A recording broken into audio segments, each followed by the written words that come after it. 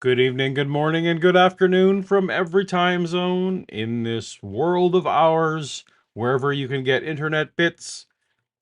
Or if you're seeing us in the future, hello and welcome, although future people won't be able to participate in the fun we are planning to have with all of you, because we are very excited to be back. It's been too long since myself and my co-host, Mona, Dave. No, I just had to do a thing. Hey, Hey! so yeah, there was an unnecessarily complicated thing I had to do first. Pardon me. Mhm. That's what we do in this show, That's what we right? do in the That's what show. we do. Needlessly Mhm. complicated. Thank It you. has been a minute.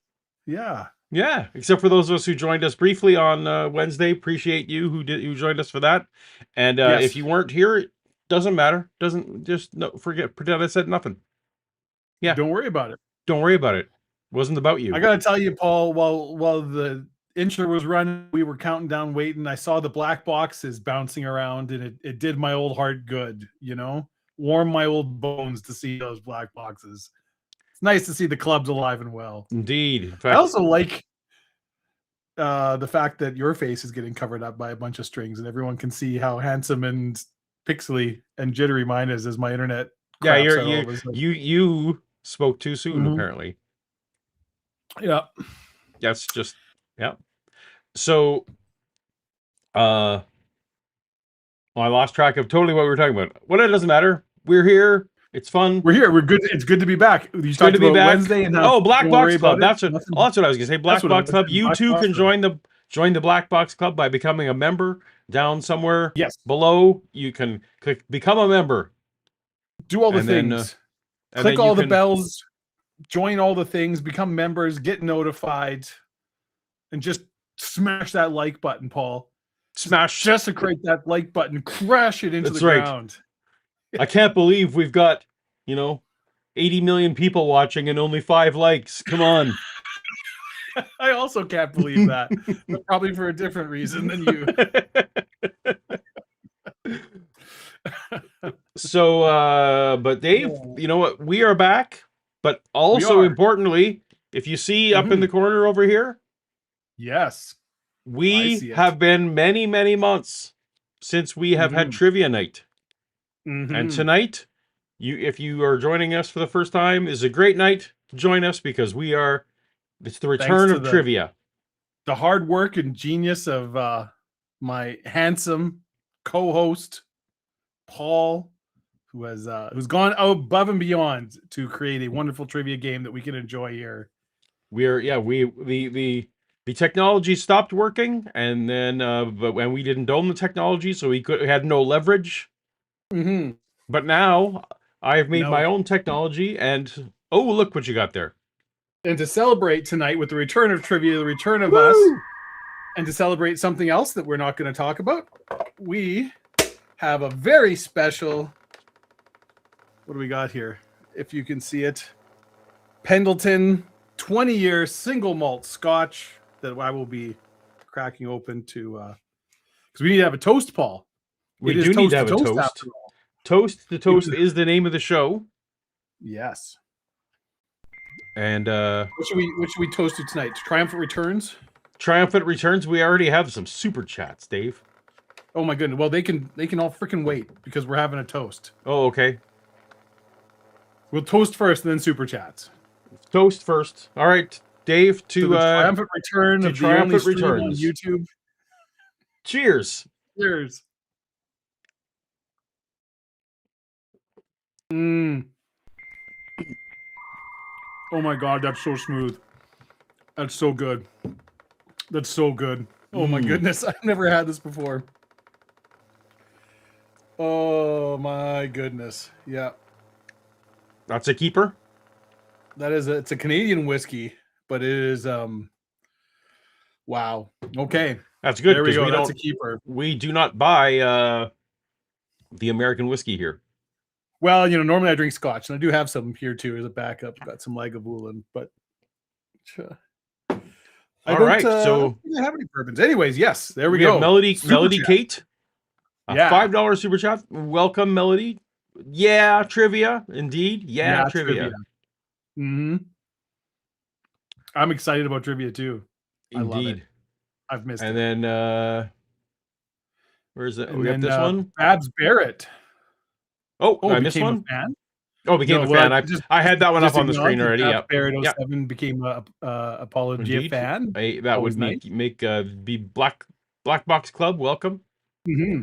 And then Rosina says, "Did you vibe code trivia night, Paul?" To some extent. So some may or may not know this, that I was uh, twice in my Software career. engineer. Twice in Yeah. my career, I was a software engineer. At Got the a start freaking and in the university middle. degree and everything. That is Yeah. what my degree is in computer science. So yes. So Mhm. there I did. One is a fool if not to let let the new built-in tools do some of the work. But it was a collaborative effort. I was Yes. talking to my good friend over at the line, Not Jimmy. Who just to be clear to everyone out there, not my collaboration. Not, no, not at all. Just whoa. Don't anybody think that. No. I was talking to my friend Jimmy, who runs the line, and Jimmy Snow in his channel. Anyway, Mhm. we were chatting about stuff, and he wasn't figuring out how to solve a problem, and I called him up to help him figure it out. And he doesn't know anything about coding, and he was just laughing at me. He's like, "Look, I don't know nothing, and I got almost to the same point as you." It is a little bit sad and scary time to Yeah, try to be a coder, try but to I break did point news. out, yes, you got Yeah, almost, all, almost. but I phoned you because you couldn't get there. So Yeah, that is the AI. yeah, Yeah. If 90% is as much as you need, yeah, that's AI is right. going. Yeah, then you're Yeah. good. Um, people may have also noticed some other throughout the night. You may notice other unnecessary complications that have been added. So I can't see what you're talking about. well, it'll become apparent as we go. But Dave, all of this, Yeah, all this comes at a cost. The nice absolutely. beverages that we've got. Yeah, it's very true. Do you need a minute? I'm sorry, I'm typing in chat. Oh, I'm replying to Scotty Orange who asked, he's like, yeah, like Pendleton's, you have Scotch's back. I've never had Pendleton's whiskey before, so I do have some 60-year Lagavulin as a backup. Not needed because the Pendleton's fantastic. gotcha. You never know. Well, Even though Dave, it's 20 years, it doesn't necessarily mean it's good. before we can get All to the right. trivia, everyone's excited to get to the trivia. But before we can get to that, we need Yes. to have we have to pay the bills around here, and so We do, yes. hopefully you have found a few nickels for us to rub together. Yep, one or two. Now, firstly, we already had the super chats tonight, and we deeply appreciate them, and we strongly thank everybody who super chats and supports the work that we do here. But we do also go out and get some separate corporate sponsors, and we do have one lined up for tonight. And I got to tell you, I really am tremendously excited to talk about the sponsor of tonight's stream. I'm going to be honest with you. I've been aware of this product for literally as long as I can remember. But I confess, I never really thought that the work they did, as wonderful as it is, was for me. It wasn't something that applied to my life or that I needed. But all of that changed when I bought my first really, really nice coffee table. And I mean, you know what I'm talking about. Solid walnut, teak highlights, knobs made of actual brass. Paul, it was pretty much exactly as you described in your wonderful web novel, Oak and Desire, which I believe is available on Amazon Kindle, but I'm not sure about that. The first time, Paul, that I polished that gorgeous piece of craftsmanship and gently applied some delightfully citrusy beeswax polish to it, I knew, Paul, in my very bones, that if anything ever happened to this monument to human ingenuity, I would never be able to forgive myself. But what's a poor soul to do? Do I lock it away in some furniture vault with nothing but a dust sheet to keep it company and hired guards to enjoy its beautiful plains? I didn't buy this table as some investment to resell later at a profit. I bought it to be used daily. This is supposed to be part of my life. So how could I protect this beautiful and pristine table and still use it and enjoy it every single day? I was losing sleep about this, Paul. I was utterly unable to solve this diametrically opposed goals. But luckily for me and for my beautiful coffee table, someone else has already figured out the solution to this problem and has done all the heavy lifting for me. So let me please take a moment, Paul, and acknowledge the very wonderful work being done by the sponsor of tonight's stream, Doilies. That's right, Paul, Doilies. You thought your Baba just loved putting little circles of lace or cloths with birds cross-stitched on them out for no reason whatsoever? Well, you're an ignorant moron, and you should probably call her and apologize. And you know what? Would it kill you to maybe pay her a little visit? She's probably got some really fascinating stories she could tell you about decades long past. Not that you would care, you ingrate. Anyways, Gmaw was onto something. While doilies do absolutely look stunning and add a taste of Victorian charm and decorum to any drawing room, sitting room, living room, or parlor, they also serve a very real and necessary, nay, vital service: protection.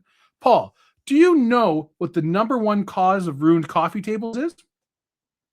Ironically, it's coffee.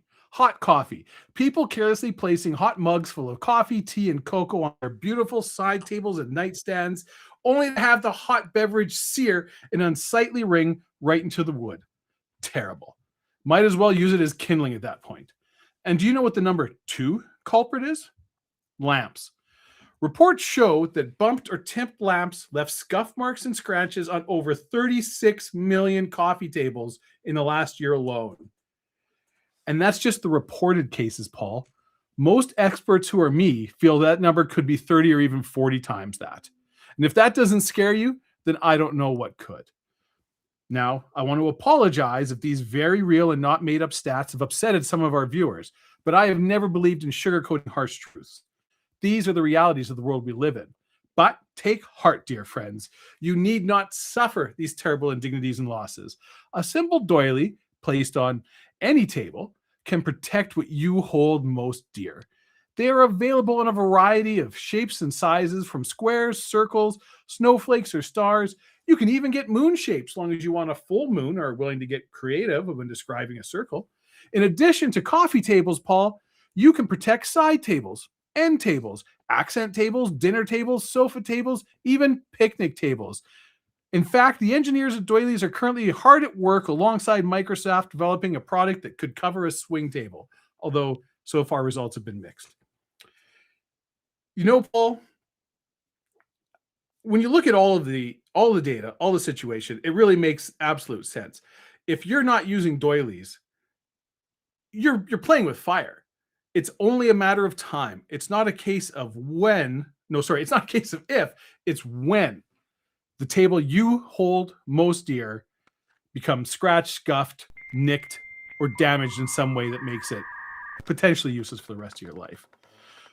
So it just makes sense. There's no reason not to go get a doily. For a very minimal investment, you can protect what you love for the rest of your life.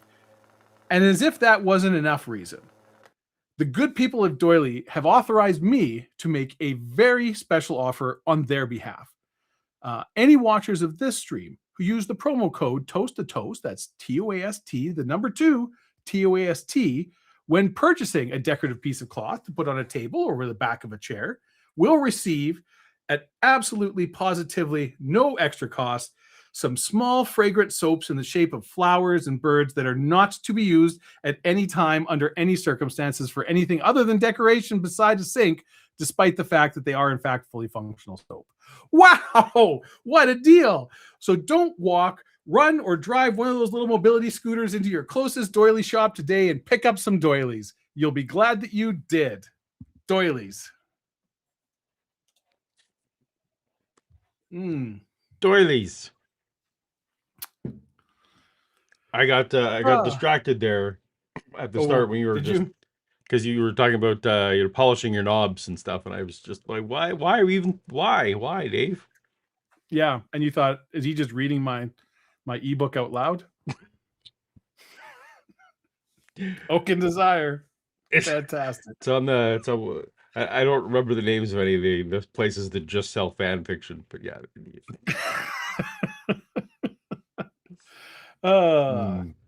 Yeah. But hey, Paul. But hey, Dave. We got a member chat from Quasi Mayo. We do have a member chat. Quasi Mayo asks, isn't everything done with generative AI inherently a collaborative effort, even though some collaborators are harvested against their will? Fair enough. Fair enough. Yeah. Yeah. I would the main difference is I started with code. There was Yeah. code that existed before of my You own that started with code back before there was really an internet in the way that it exists now. Oh, well that Back yes, in, no, before GitHub or I Reddit way or my software way predates the internet. I'm just saying even this particular thing started I gave it code and said, "Well, we're going to work with this." So, anyway. yeah, look at this and tell me what to blah blah blah. Yeah. All right. So, Dave, I believe we've waited long enough. I think I think so. the people want their. So I don't know what the trivia. You said it was about aliens. Yeah, alien themed trivia. Yeah, and it's probably been long enough that people don't even remember how to do the game. it's quite possibly. So, Paul, let me explain it. Yes. It's multiple choice trivia. So a question is gonna come up on screen. I'll read it out loud, and there's 4 answers numbered 1, 2, 3, and 4. And all you have to do is type the number of the correct answer into the chat. So if you think the answer is ET, don't type in ET, type in the number that is ET. There are no questions that are ET, everybody. That's not the answer to a question. But so you just type in a number, single digit, either a 1, a 2, a 3, or a 4 for what you think the right answer is. And then the fantastic algorithmical compubot that Paul has designed will scrape the chat, tabulate the answers, and keep track through the night. Now, there is a timer. Is it 30 seconds now, Paul? We dropped it at 35. We're going to test to see how 35? We like it. So there is a timer. And the tiebreaker is who answers questions quicker. Because there's a cumulative score tonight. There's 10 questions. The winner of tonight, who gets the most right, oh my goodness, excuse me, will win a fantastic prize. Paul, tell these beautiful people what they're going to win. The winner of tonight's trivia will be inducted into the Tumblr Club. You, the winner, will receive gratis from the show a toast to toast tumbler, so you can be cool like the cool kids and drink your beverage. And also Paul and I, who are definitely not cool kids. Oh yeah, no, not us. Sorry. Yeah, but you can disavow us. That's fine. You don't have to say we're good with that. But Vishanti has one, and she's very cool. So that's right. But I'm gonna get the super chats before we get to the trivia now because I'm gonna forget. Yes. Right. So we have Rosina. Oh yes. Decorative soap to be eaten with family. That is a good tip. Did you have experience with decorative soaps growing up, Paul? My mom's mom had the decorative soaps. Yeah. I quite literally got my knuckles wrapped one time for washing my hands with the decorative soap. I know, right? And just could not wrap. Nope. It's like, it's soap. What do you mean you're not supposed to use this? Yeah. Yep.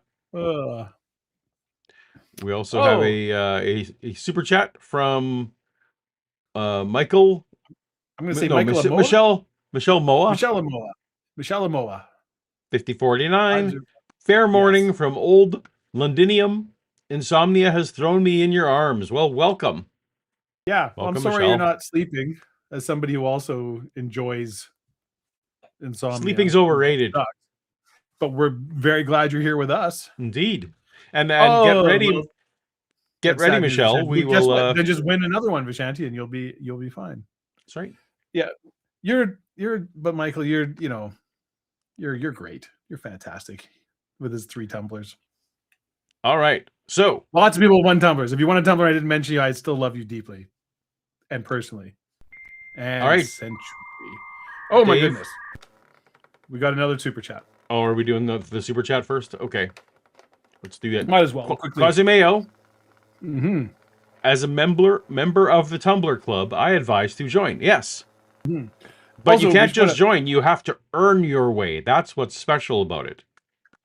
Well, but like so much of society, there is a shortcut. You can't just go to Paul's. Oh, you can just buy one, sure, but you know, can't just buy one. Like so many things in life, you can just spend money to jump to the front of the queue. That's how you learn. All right. All right. Let's get to the first question. Are you ready to read? I'm ready to read. All right. In the 1983 miniseries V, who was the leader of the alien fleet, the very first alien introduced in the series? Is it John? Is it Jacob? Is it Diana? Or is it Maria? 1, 2, or 3, or 4. What do you think the answer is? And don't type TW0 or something. That also doesn't work. Yeah. It's got to be the single digit. the single digit, and you can only your first vote counts. Mm-hmm. Yeah. Mm-hmm. All right. Knows that trick. Got the answers in. Did you put an answer? I didn't see it. I did. Oh. I didn't know if this was supposed to be the trick. More. Yeah. There so 22% got it right. I got it right. It's the answer is John. It was John. This is actually the only question tonight that's been another one because you got it wrong last time. This was the trick. Well, congratulations, Paul. You specifically, because you got this question correctly, have won a beautiful pair of Beagles themed socks. These will be coming in the mail to you free of charge for no reason other than that you won them tonight in this delightful trivia challenge. No other reason whatsoever that I would send you a gift through the mail. So that will be going to, prize. I will send you a prize through the mail. Congratulations. Well, very good. All right. So there's 10 questions, you said? Yes. So that was question 1. There is 9. So I'm throwing up, as people who are familiar, as we used to do, we got the trivia clock up there. Mm-hmm. To let us know. But you can't just go and be willy-nilly and leave the stream, because we don't really play by rules. Mm-mm. And so we may just jump ahead and jump right into a trivia question. You don't know. You don't know, because there's only one rule here at Toast to Toast, Paul. There are no rules. That's right. Yeah. That's right. All right. We have several mottos. We're the only thing on YouTube right now. Mm-hmm. Also needlessly complicated. And it's a lot less cool when you tell people there are mottos. Yeah. You gotta try and make it happen organically. That's right. Oh, and then we got super chats. Hey, see? That's right. Melody Kate has it figured out. Melody Kate says, I got tired of losing and bought my own Toast to Toast glass. Winning is overrated. Well, yeah. Right. It's the same glass. It's the same glass. It's not like you get a worse one. So you know what? There you go. You can always lie and say you want it. You earned it. We don't. No one's gonna. I'll back you up. I will back you up. There's no such thing as stolen valor when it comes to trivia. I will testify in court that you won that here. Toast to Toast trivia. That's the thing. That's what I'll do for you. That's the commitment I give to our audience. Well, despite all of our shenanigans, the point of the show, if there is indeed a point to the show, is that we are here to listen to and pay homage to the old Coast to Coast radio show hosted by Art Bell, the late Art Bell. Yes. And tonight's episode, Dave selected. I immediately said yes. I didn't listen to a single second. I didn't read the summary, whatever. Yeah, I didn't even have to sell him on it. No, because Dave said, well, here's one, and it's got some guy named Michael Heiser. And I said, what? I had no idea who this person was. Not familiar. Apparently Michael Heiser was on Art Bell, and I said, yes. What's the topic? I don't care. Whatever it was. If I ever host my own show, it's going to be Boast to Boast AM. Here's another great thing. Michael Heiser is a Christian apologist who I have talked about on the main channel. He has inspired lots of the apologists even more of the apologists that I cover. Although in some ways he's not so bad.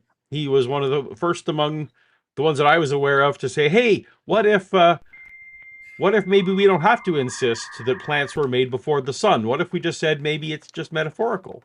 Or what if we said, hey, maybe it was a local flood instead of like the whole world? And various things like that. And of course, that made him unpopular with some of the Christians and popular with others. Anyway, he has his own bit of wacky ideas, as one does. Well, apparently he's passed away. He is the late Michael Heiser. Yeah. Yes. All right, there you go. So he will be in heaven right now, just telling us wanting to tell us that he's right. Anyway, but then I read the thing and it's like, well, it's Michael Heiser versus Hoagland. What's his first name? Richard Hoagland. Richard Hoagland, who Yes, we've covered before. Art Bell guest. Yeah. Loves has a lot of ideas about how aliens made us. Yep. And the two of them are going to have a bit of a debate, is my understanding. We don't know for sure. No, we have not listened to this. But it's some kind of debate. All I know for sure is that the two of them, that this was basically some kind of on-air plug for a conference. So, yeah. Melody Kate, $5 super chat. Thanks, Dave. I actually told my companion I want it. Yeah, that's good. Well done, Melody. Well done. What you want to do is definitely insert some unnecessary dishonesty in your relationships. Of course, that's what you told your companion, because that is what happened. Right, True. Paul? Yep. That's right. We all saw it, and everybody knows it. And anybody who says otherwise is a fucking liar. All you have to do to prove us wrong is watch the hundreds and hundreds of hours of previous content. Nobody's doing that. Nobody's doing that. Not even a bot. So don't worry, you're fine. This is fine. All right. Oh. Is this true, Paul? What true? Mark Fernkopf's member chat? 38 months. That's so long, Mark. Paul, Ken Ham changed his kangaroo answer because of you? I don't know. Has Ken Ham changed his kangaroo? I have not heard that, but if so, that would be hilarious. Is this breaking news? You're hearing it first here? I'm hearing it first. If indeed Ken Ham has changed his answer, then it may well be because of me, because I have mocked him relentlessly about it for many years. You won't shut up about the fucking That's kangaroos. Right. Mark, I'm gonna have to go. I'm gonna have to go investigate more. This may well require a video on the main channel. There you go. All right. Well, before we hit the half hour, let's get at least 2 words in from Art Bell. In the spirit of Shannon, I will say when we're gonna start the fucking show. This is it. Your Art Bell. Yeah. All right.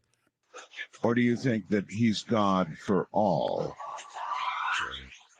I have a feeling we'll talk about stuff like that coming up. Mike Heiser earned a master's degree in ancient history with emphasis in Egyptology and ancient Palestine, and earned a second master's degree in Hebrew and Semitic languages. Mike's graduate work has resulted in his ability to do translation work in over a dozen ancient languages. He recently completed work on his first academic paper in English in the last 50 years on the subject, make that the first paper, not his, on the subject of Nibiru. You know Nibiru, right? Mike has also had a lifelong interest in the paranormal, particularly ufology. His interest prompted him to write The Facade 2 years ago, which is a fictionalization of Mike's thoughts on 2 questions: could mainstream Christianity and Judaism accommodate a genuine ET reality? And is there any relationship between the modern ET and abduction phenomena and various ancient texts, biblical and otherwise, that describe human encounters with serpentine beings? Once again, Richard C. Hoagland. Here he is. Richard. Hi there. Hi. And let us now add to the mix Mike Heiser. Mike, are you there? I'm here. Hello, Art. Hi, Richard. Hi, Mike. Oh, good. All right. Here we gather to... Oh, good. Oh, good. So was that a sufficient... Does everyone in the chat know who our players are at this point? So we have Richard Hoagland, Mike Heiser. Yes, Heiser thinks... I don't know if it's a spoiler or not. Heiser thinks that anything that we think are UFO encounters are really us witnessing demons. Demonic activity. Right. He believes in the sightings, is my understanding. So he's very credulous about the reports. He just says that it's it's demons. not. Yeah. Right. Yeah. sort of give people, I guess, a little bit of a preview of God, man, and E.T. Is that fair? I would say that's fair. Now, when you all do this conference, you're going to have members of the clergy available in there to be part of it? Well, there's one, I think Hugh Ross. Oh, we should say, I guess, apparently they're going to go. So they were organizing some conference. In what year was this? Like 2006 or something like that? I can't Something remember. like that. I've forgotten. Doesn't matter. They had a conference they were organizing that was all about basically God and aliens and religion and the true world history, all these sort of topics coming together. And they were on Art Bell show flogging this. They were selling this is tickets basically to a this big plug. conference, right? Yeah. Yeah. I feel like when Art says you're going to be members of clergy there, it's like, no, we're both Protestants. It's like, why would we invite? We'll see. Mm-hmm. That Pope. A clergyman right now, but he would be the only one I think that's. Well, he'll fit like that. Believe me, he'll fit. He'll be your guy. Well, you have to realize we actually have quite a mix here. It's kind of an interesting setup. This was initiated by a listener of yours. Yeah, 2 years ago, actually, someone at the University of Wisconsin, the Parkside campus, heard our show, the one I did with you almost 2 years ago now. Mm-hmm. And she told me that when I heard that show, I said, if I'm ever the head of this organization that I'm in now, I'm going to invite Mike Heiser to campus. 6 or 7 months ago, she sent me an email and invited me, and I thought that was great. I accepted. But in the meantime, Richard and I we met over email, started corresponding a lot, and wound up in Roswell. And we were sitting there at dinner the last night of Ancient Days, and Richard said, boy, wouldn't it be nice if we had a sort of a university context to sort of take this show on the road? Wouldn't it be nice if we had the artifice of actually being intellectually valid? Wouldn't that be nice? Wouldn't it be nice if we could have all the trappings of being respected? It's the same stuff we're normally saying. Yeah. But it would look like it's endorsed. What if instead of peer-reviewed journals, we could post this on late night television and talk radio, and the reception we get there. And I thought of that. I thought the kids, they're smoking the weed. They don't know. They don't know. They'll love it. Mm-hmm. Right away. So when I came back from Roswell, I got an email from her and actually called her on the phone, and her name's Donna. And I said, well, Donna, I'd love to come. It's a wonderful offer, but what would you say to this idea? And I said, what if we could get Richard Hoagland here and a few other people? And here's the issue, the whole thing about intersecting religion with these questions. And she went for it immediately. Well, she's a very smart lady, yeah, Mike, because this is, I think, the central core issue we were discussing prior to your arrival. So this actually isn't maybe as adversarial as I was led to believe. They working together. They seem a little chummy about this. Yeah. This is like the Ronda Rousey fight with the. Yes. It's like, wait, you two trained together and then you fought for 17 seconds and then had a big hug and charged everyone a bunch of money. Okay, neat. Yeah, neat. Yeah. So this is Dr. Kipson here. This is, you take some notes. Find something you can fight with, Josh around. Also, Michael Heiser knows a dozen languages, Kip. A dozen. Yeah. How many do you know? Yeah. 5, maybe? Yeah, maybe. Come on. Maybe you could add English to them at some point. Yeah. Yeah. Been to Mars, for example. Now, why don't we know about it? Well, because of federally mandated bashing Dr. Kip moment. Yeah. No, that's our sarcastic bashing, of course. So that means, Oh yeah, that's what mine was too. Mm-hmm. Very reason we're about to discuss. I think it's a central core question that's going. Oh wait, or was maybe I'm mistaken already, or was he saying that the alien dude knows 12 languages? Hoagland? Yeah. Oh, Doesn't Hoagland also like That actually does sound like a Richard sketchily Hoagland translate thing. Sumerian and things? It's like, yeah, that means. No, that's Zachariah Sitchin. Oh, right. Yeah. All right. Well, we're not going to rewind. No. All right. Have to be answered and resolved. Look, Mike, let me ask you just straight out. Do you think that there exists evidence of extraterrestrial presence, whether it's abductions or crop formations or other hard physical evidence, or maybe crashed aliens, bodies we still have from Roswell? In other words, objection, leading the witness.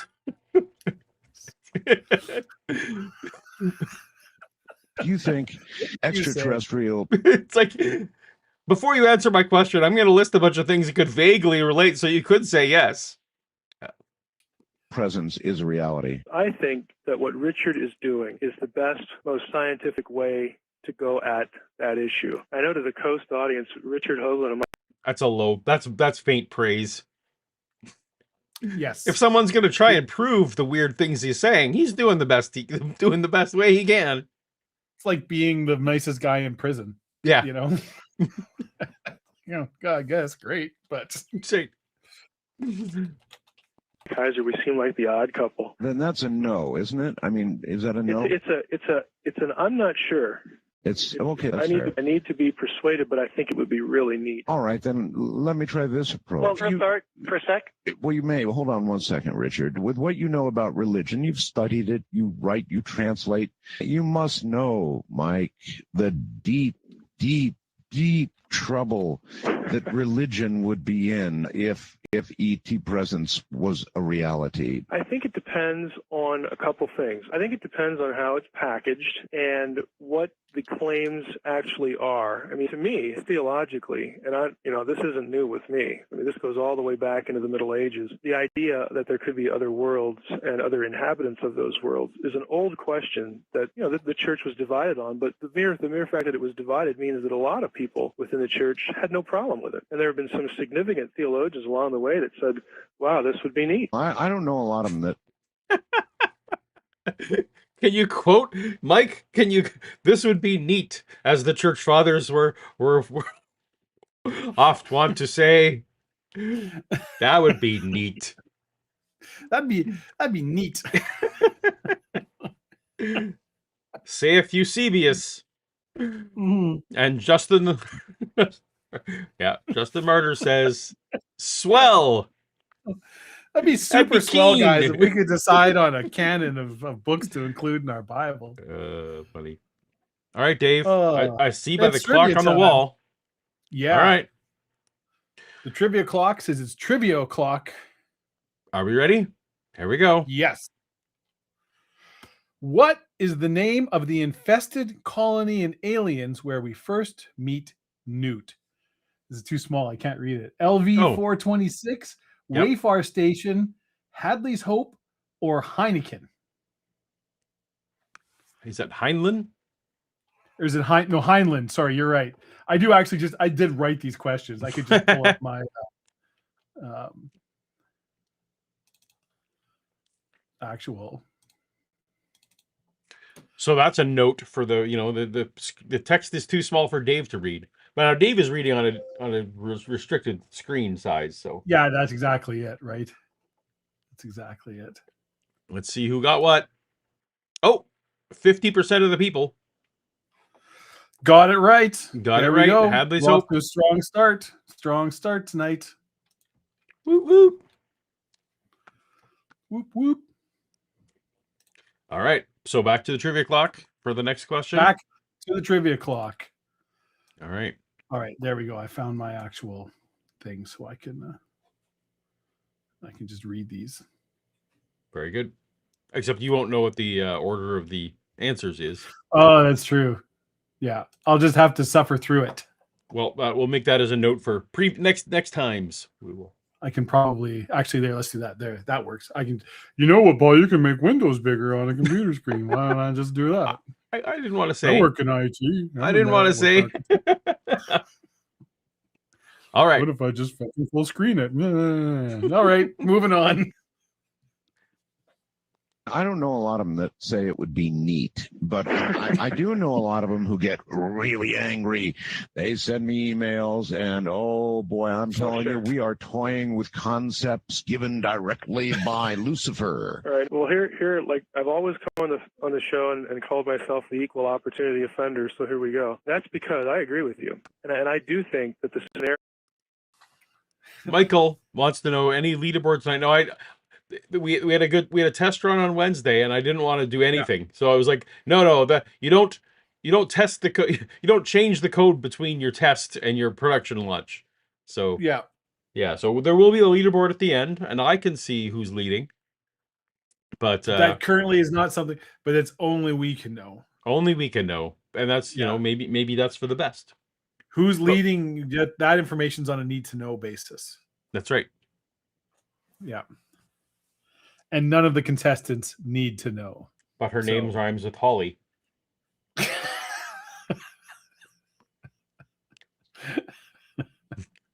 All right. Painted in Brookings is real. Me too. Okay, but I think it's because, again, I said how it's packaged, and let's divide that into points A and B. Part of the problem with the need for packaging, even bringing that up, is that people, in my estimation, have a superficial knowledge. Religious people have a superficial knowledge of theology and the Bible. I mean, they don't really read very far into it. Calling out his own people. Snap, snap. It's not wrong. I'm here. I'm the God guy here, and I'm saying people who believe what I believe generally don't know what they're talking about. Perfect. And actually think. I don't know anything about my side art, but they're dumb. Very broadly. But we're not talking about how well you wish they were educated. We have to talk about and that's point B, and that's why we have a super chat, a member chat, I guess, from Olivia Williams. We got two. The member chats are flying in fast and furious, Paul. The first one from Olivia Williams, Purple Fairy, says, "Hey, I'm on the pin board. That is nothing to be proud of. That means you've done something or are adjacent to someone who got you on the pin board." So I'd be proud. Think about what you've done. You know what, Paul? What? You should be proud if you're on the pin board. And do you know why? Why is that? Do you know what the first step to being on the pin board is? Nefarious deeds. Being here in this, watching Toast to Toast with all of these wonderful people, learning, educating yourself, learning some new facts, making some new friends, and you know what? Having a pretty dang good time around the way. It's really neat, as the Christian theologians of the early centuries. That's what they were imagining a future pin board and saying, "Wouldn't that be neat?" Yep. They would love it if they could just have a pin board of their congregants. Hopefully someday we can figure out the dancing angel pin thing and also then use those pins. That's what they were referring to. That's right. How many angels can dance on the head of a pin on a board in an Art Bell related? So that we can figure out who's sinning and with whom. Yeah. Yeah. Mm-hmm. And then we have another member chat.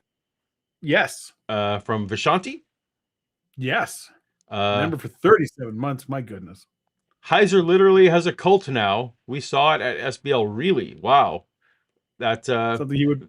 There definitely are the people I know who still quote Michael Heiser are pretty committed to this man. Yeah, like that tracks with some of the sycophants that I'm aware of.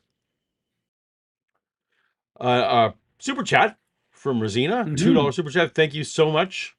Always push new code to production on Fridays. Yes, that's right. Always on Fridays. Yeah. Oh, you also work at Microsoft. That's right. That's great. Put out this new Windows update. It broke everything. Bye. Bye. Funny. Yeah. All right. Your computers can't connect to the domain anymore. Bye. Bye. Have a good weekend. Hey, Scuzzbopper. Yes. Been a member for 37 months, Paul. An ass. Is this the Yes. pinboard of shame? Yes, sorry, the pinboard of shame. Question Well, mark. this is for us to know and for you to find out. I don't know. But To it everybody, is. just so we're all clear. I But also we are don't going. know. No, these will be reported to the YouTube authorities. Okay. Well, our findings. And all that, Our all findings. That Sorry, and all that implies. Our findings will be recorded and forwarded, and they will be dealt with in due haste. And I'll tell you the first thing they're going to find out is that Melody Kate absolutely won a tumbler. Legitimately. That's right. That is probably the first thing they're gonna say. Well, controvertible. Fact number one, Your Honor, for submitting into the evidence. Melody Kate especially definitely earned. Especially, that's right. Especially a long holiday weekend is when you want to push the code. Yeah. Yeah. You gotta get out. Funny. Oh, all right. Apparently, Vishanti apparently has a pic of from the SBL where of the actual booth of the cult dedicated. Oh, I remember that now. Oh yeah, I forgot. Yes. Funny. All right. I do think that Brookings does paint a realistic scenario. What it's going to take is the real crux of the issue for many people, and I'm going to put Christian, Muslim, Jew here into one category, and educated and non-educated into one category. The real crux of the issue. I think when he's saying category, what he means are axes on a chart. But okay. Okay, good. That makes much more sense because I'm like I don't understand what these categories are. Yeah, we're gonna put uneducated and educated in one category. I'm like, well, that sounds like a tautology. Yeah, that's like, so everybody. So A and not A, that'll be one group. Yeah. Question, Paul. Yeah, I'm a university dropout. Which group do I go into that category, or am I the very percentage of people that now you're outside? I'm neither educated nor you educated. You're the coin. You're when the coin lands on its edge. Neither living nor dead. I'm cursed to wander. Your forever. heads nor tails. Yeah. Funny. Is this? Yeah. I kind of want to hear his point. I do. But I'm trying to remember what the other category was. The other category was Muslims, Jews, and Christians. That was. So I think what he means is one axis is religious people. So he's throwing, but he's like, oh, I assume I'm being generous, and we'll see that. But I assume what he means is he's got a chart, and on one axis is religion, one axis is education. Okay. And where do you fall on this? And I'm assuming the point he's going to make, and I'm making a lot of assumptions here. I'm saying assume a lot, is that the more educated you are, the less religious you are. And I see. We will see if that's what we say. But that's how I feel he's okay. Well, so far he has not inspired confidence in his stats understanding. But all right. Yeah. We got some super chats, but I want to let this guy get his point out. Okay, well, now that question is actually separable from the question of is there intelligent extraterrestrial life? I mean, we tend to connect them, but there's no necessary logical connection. Well, let me interrupt. Yeah, go ahead, Richard. Your time. Wow. Okay, so I completely don't understand what he's talking about at all. I just set this whole thing up as I think this is what he's leaning towards, but then nope. He took a hard left on me, and I'm now lost. Yeah. Anyways, Paul. Anyway, we have Casey and Hi. How goes the new channel, Paul? Well, this is the new channel. It's pretty old by now. It's like 4 years old, 5 years old now. You do have a new show you're starting up. Oh, yeah, I do have a new show on this channel with myself and Shannon Q, and that's going very well. We've also been rejuvenating the Shannon Q channel. We've been posting content there, though we haven't been for a long time. But I guess the new channel's going fine. This is the place to be. This channel here. I watched the first episode. I can't remember. Does the you and Shannon have a catchy name? Yes, it's Apologetics Apoplectic. Apologetic Apoplectics. There you go. Yeah. Nice. Something easy for people to Google. It is. Nailed it. Good job. And, all right. But thank you for the super chat and for the concern. I appreciate that. Yeah. claim that we're doing the most scientific stuff in this area. The central thing we have been looking at for 20 years on Mars is an effigy, a statue, a memorial, an icon, which is human or Hoagland humanoid. loves his Mars face. I forgot. He is all about the structures on Mars and the moon, but the pyramid of Mars, the face on Mars, this is it. That's his whole stick. Yes. Now I remember. Yeah. In a place where it has no business being. This is why the mainstream crowd, from planetologists to biologists, basically have given a short shrift, because by everything that they think they know about independent evolution of life, finding a human face on another planet, even the one next door, is impossible. Period. Mike, this is real trouble for you. Which means, I don't think having these things separated, yes, guys, it is too. Which means if you extend the logic, Shut up, Art. it isn't independent.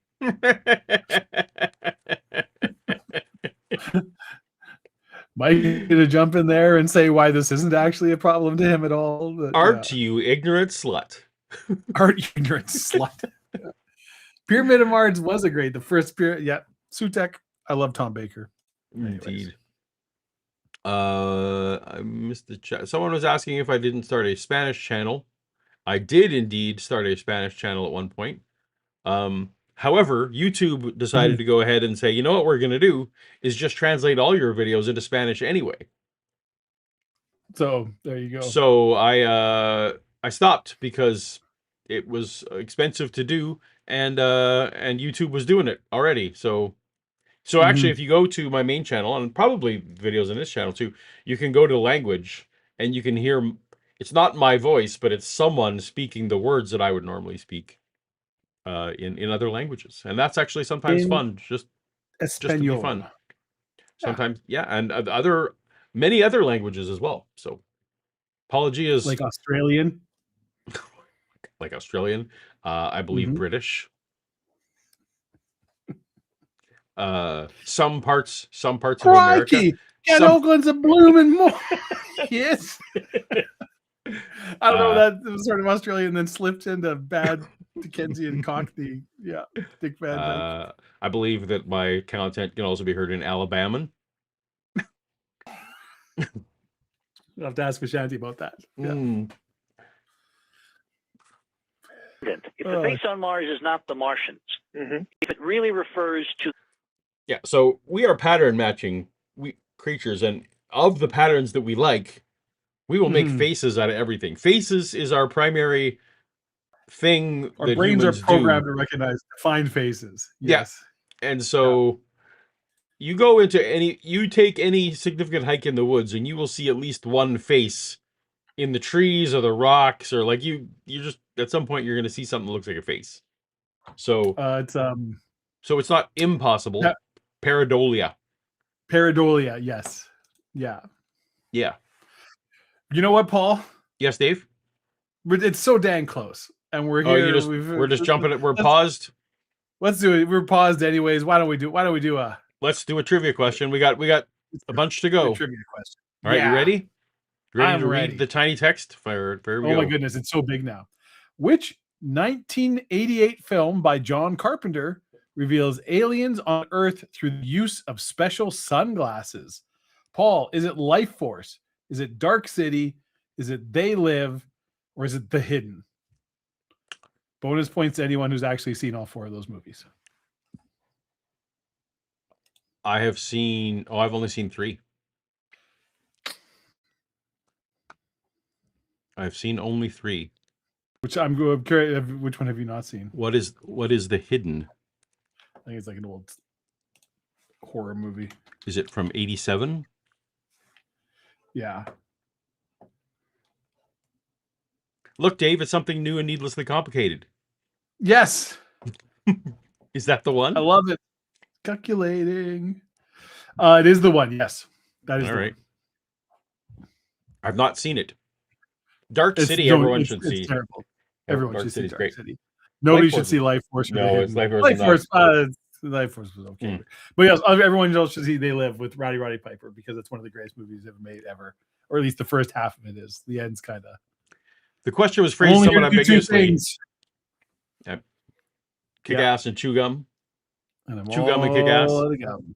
Yeah. Oh, there you go. All out of bubble gum.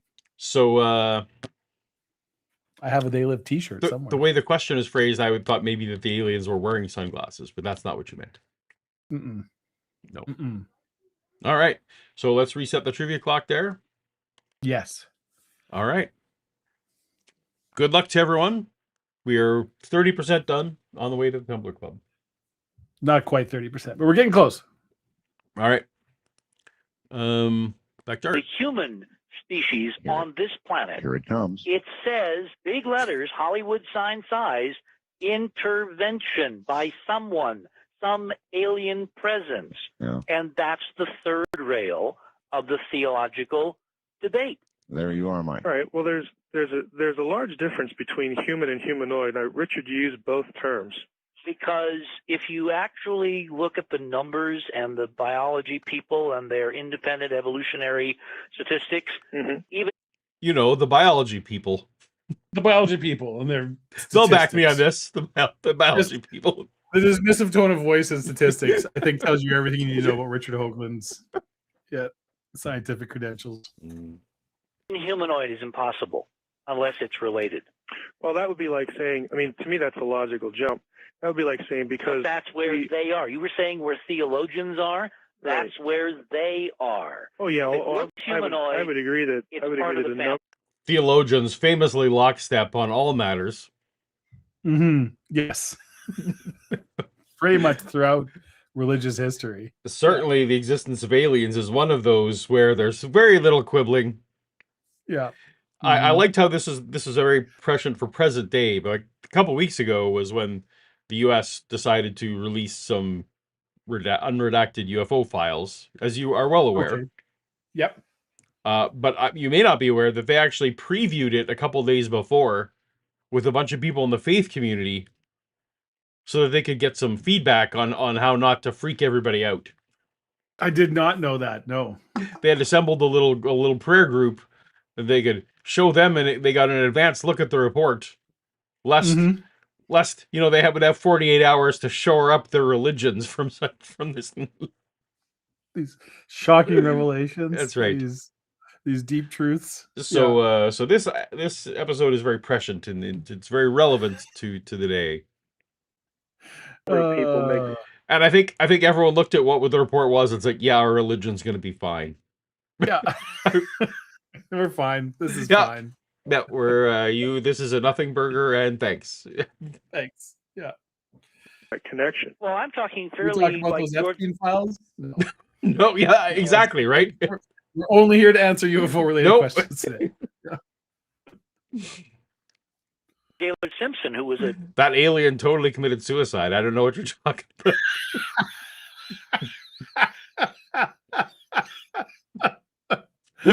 He had to go back to his home planet.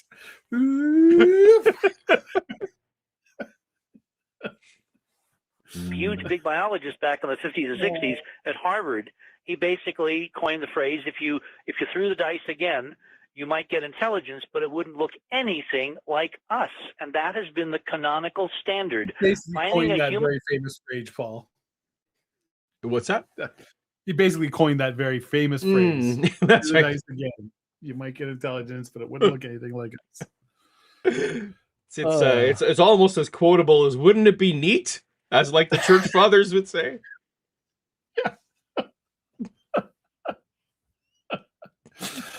Wouldn't it be neat if all those Orthodox Byzantines would get on the same page as us? Come on. There's one pope. face on Mars means it's humanity somewhere involved, and that would be the theological no-no. Right. It would be, that's accurately stated, it would be the theological no-no. But what I'm saying is there's a logical disconnect there. Well, disconnect. Let me If just what give you you're the saying is disconnect. true, yeah, that would be a real point. But Huge no. if true, as they say, Dave. Oh, come on. Yes. Whatever. Yep. I'm going to say Byzantine if I want to, Vishanti, and you can take it. Don't worry about it. It's the bye Byzantines. Mm-hmm. There you go. We resemble apes. Me and Does that mean JT they agree. create us? That's right. Ain't no lie. Bye, bye, bye, Zentines. Santium. Word. I'm After gonna we fight some created them. ottomans. No, we're related. Something that rhymes with men's. I've got no more.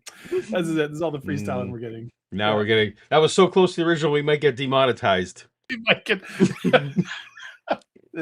Just tell them. Don't sing more than 9 seconds of that, Dave, because we will definitely get got it. yoinked off the air. That's the reason, right? Yeah. That's very polite. It's very kind of you to say that. The only reason I can't sing more than 9 seconds is because we might get demonetized, not because we might lose huge swaths of our viewership. All right, moving Off on. we go. We're part of the same family. We're genetically Right, but related. see, that's a whole different question. No, it isn't. Yeah, it is. We evolved from, or they evolved from, that kind of relatedness. I thought we evolved from. Well, but I'm saying You didn't make know, your point, didn't have- Richard. Let Mike speak. It's just rude. Just rude. They're not finishing their sentence. I'm assuming they're saying we evolved from aliens, right? That's how those sentences end. It seems like it. Yeah. Yeah. It's All okay. of these, if we're all related, Mhm. and again, Well, I don't see a theological primates problem with on that. Earth. Okay, if we're all related, then that speaks to common origin, which I don't in a theistic model. And again, theologians have been here and done that. In a theistic model, that's what you would expect. You would expect God to have created both, and you would expect there to be similarity. You would expect there to be relationship. The using the family metaphor. Again, this is nothing new. Paul, Yes, Dave? this is an argument I can get behind. Mm-hmm. Phil, where you're like, so if God's creating all of these different species, why it's like, look, okay, as somebody who's used software libraries, you're right. You're just like, why are you going to? You're just going to reuse 95%. This is what the frog God is DNA lazy. to This make is it a God is lazy argument, right? Yeah. I need to. It's I'm just going to like, use I'm using off the fine. shelf parts. We're Yeah. just. Yeah, most We're of just this is skinning. fine. This It's is really just fine. skinning the Yeah. thing we had before. We have to change a couple routines, Yeah. blah blah blah. But like, honestly, 93% of this is just doing the same thing. So it's fine. Plus, Yeah. they can't. We'll eat call it each- Lotus Notes 2.0. It's going to be great. This is. We'll If sell I a make million them copies. incompatible, they won't be able to eat each other. Have you thought about that? What if we can't? Right? They can't. Aliens Yeah. can't eat you if you can't be compatible with their metabolism. Yeah. Yeah. Right. Why would a So carbon-based? Why would a crystalline entity eat a carbon-based one? So Think about this.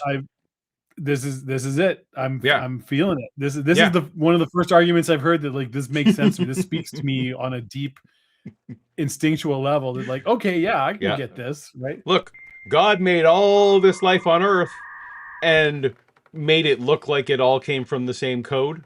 So Right. yeah.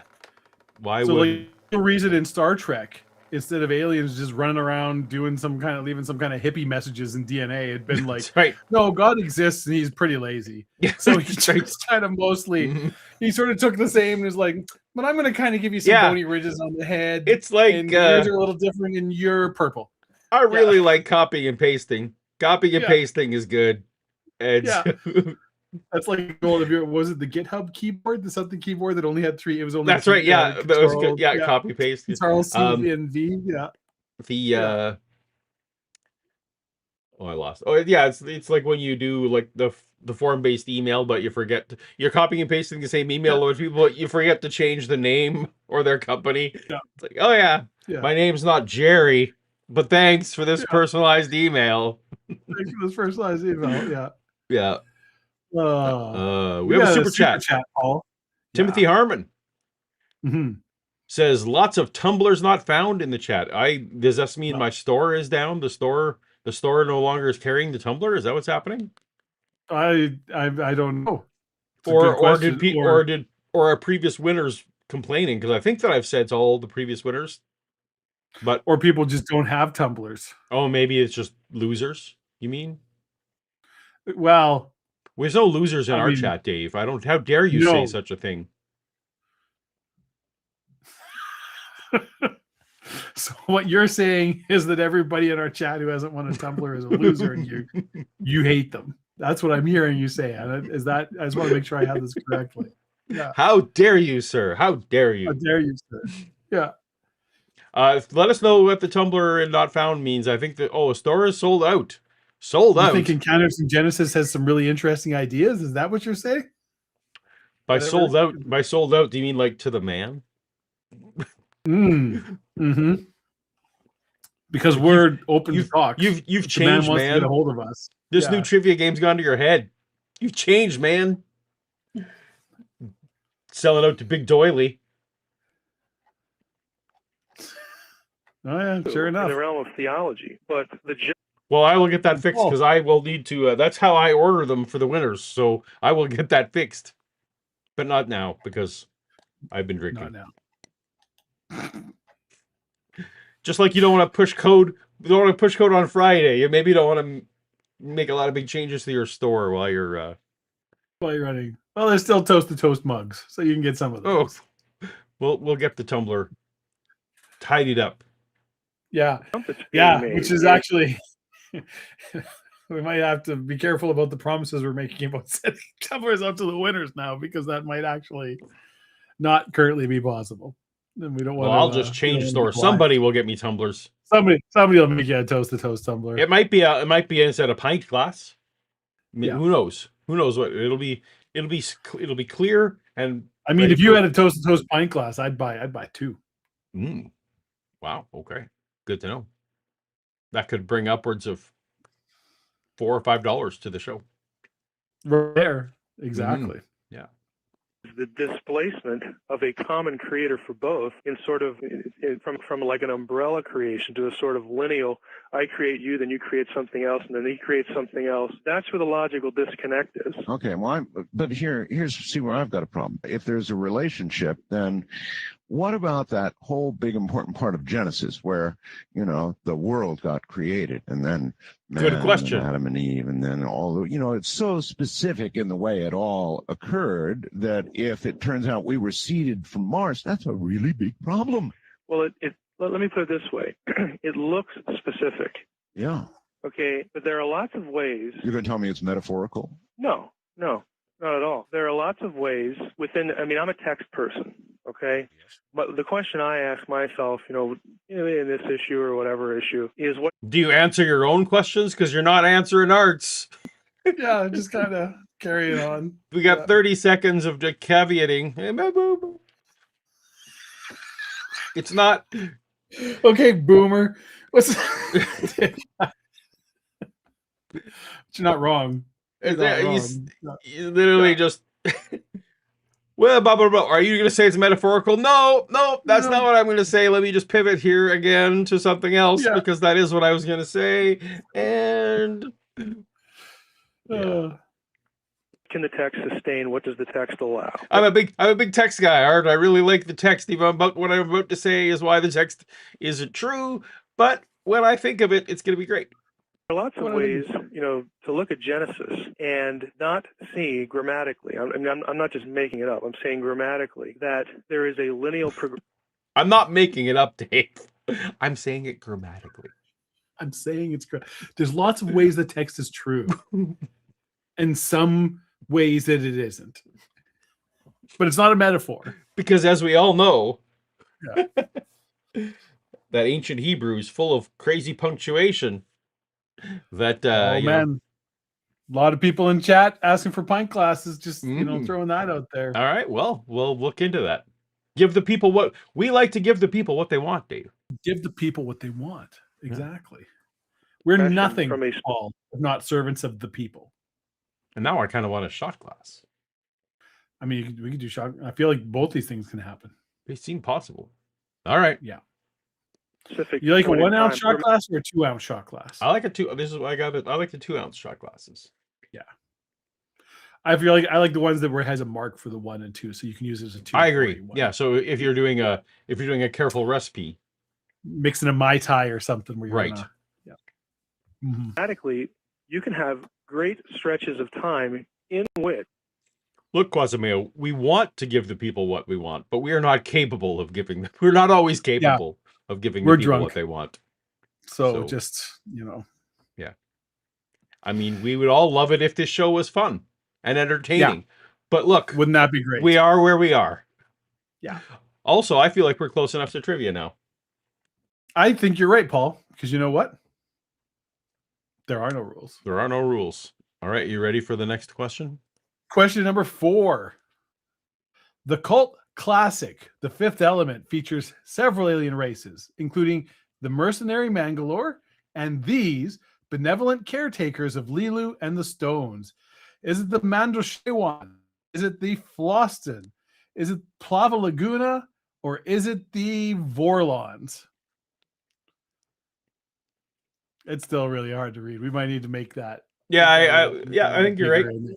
We got plenty of space there. This is a tweak we can do. We can do that.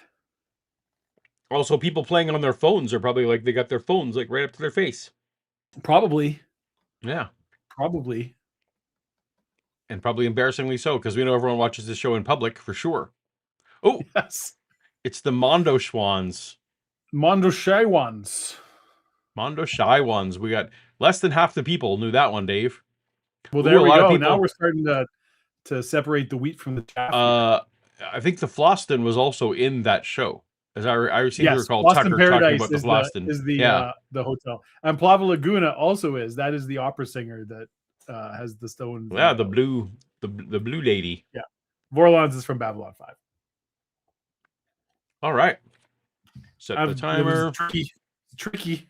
You made a tricksy one. You fooled them. Good job. This is it. And again, this is all theoretical. I wasn't there, so I don't know. In which you can have lots of things happening. Okay, let me illustrate with the first verse of the Bible. It says, "In the beginning, God created." Now, in Hebrew, the very first word of the Bible is bereshit. Okay, that word does not have the word "the" in Hebrew in it. So you should translate the verse without using the word "the," which is really difficult. What it means is it's indefinite. It is an indefinite time. Okay, the verse could be translated like this. I understand technically how you... Is that actually the first? So I mean, I don't know. This is no, actually. So I have heard. Yeah,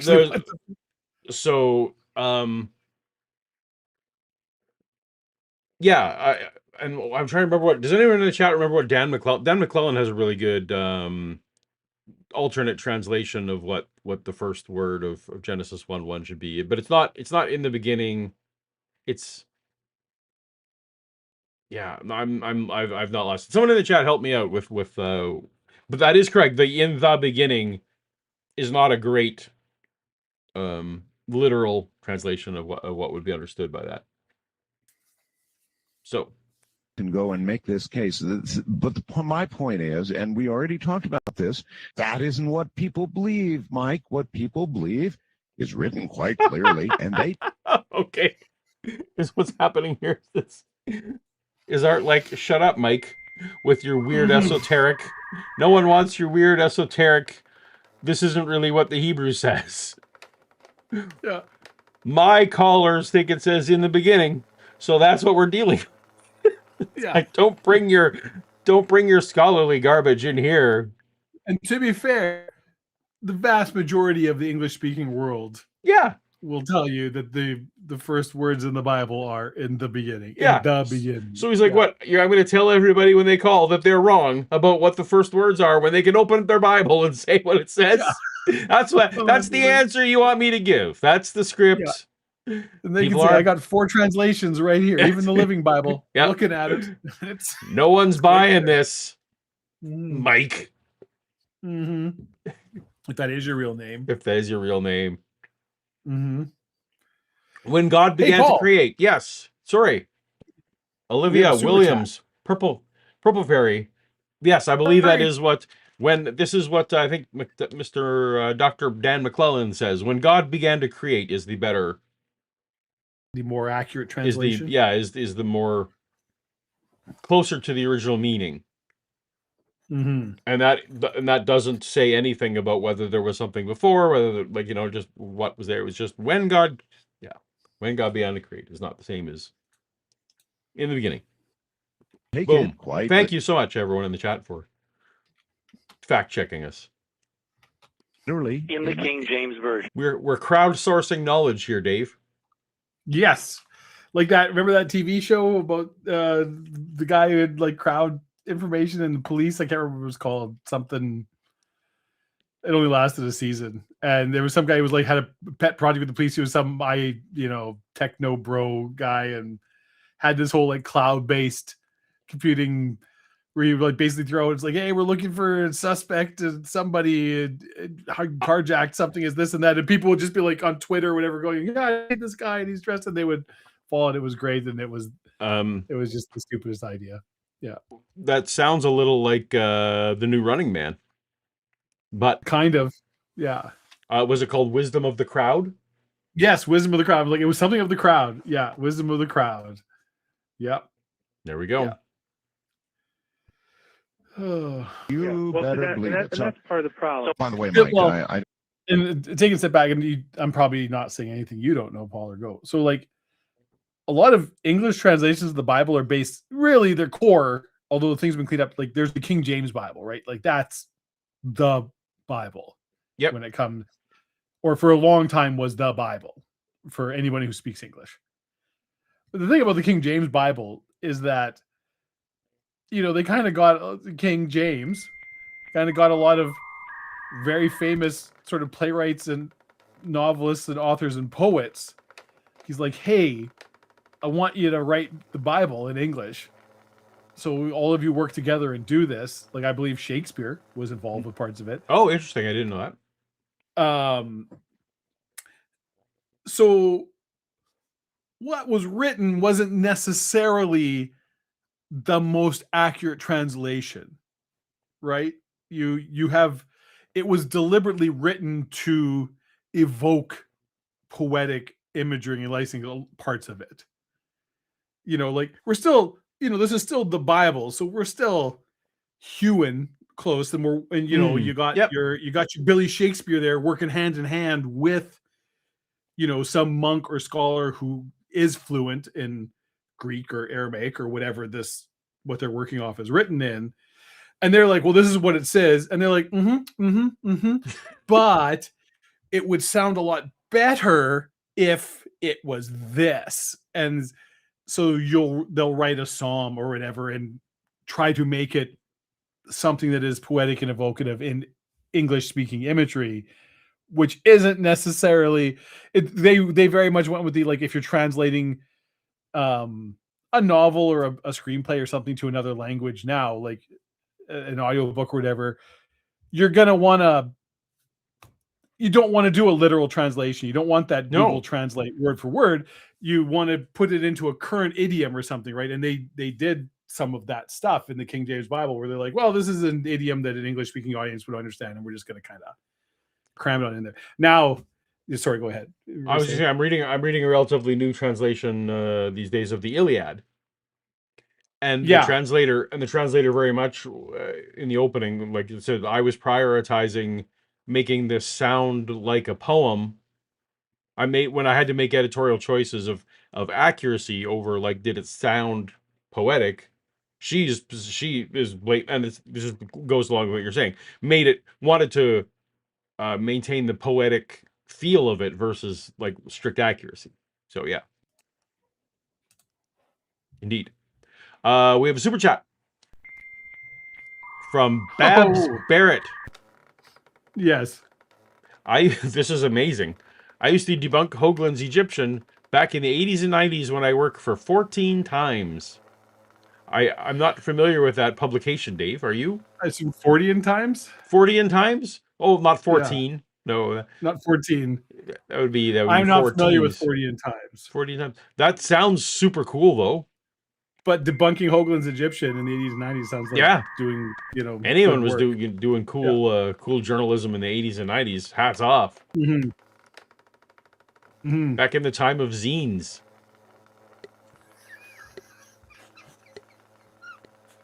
Picking them up at your Kinkos? Yeah. That's right. Mm-hmm. Yeah. Funny. Scotty Orange. They missed... Oh! This is someone saying that we missed the member chat from Scotty Orange. Or when something we did, yeah, Olivia, we did that one. God behind the crate, going way back. Remember, chap? Oh, we did from Scotty Orange. God pushed apes to production on a Friday. Oh, that's funny. Way back when we were talking about. Yeah, Yes. it's gone too far and I can't pull it back up. Sorry. Yeah. But sorry, Scotty. Again, We this try. is the throwing stuff up on screen. Again, not my software. I may have to fix some of the going back in time for our own stupidity.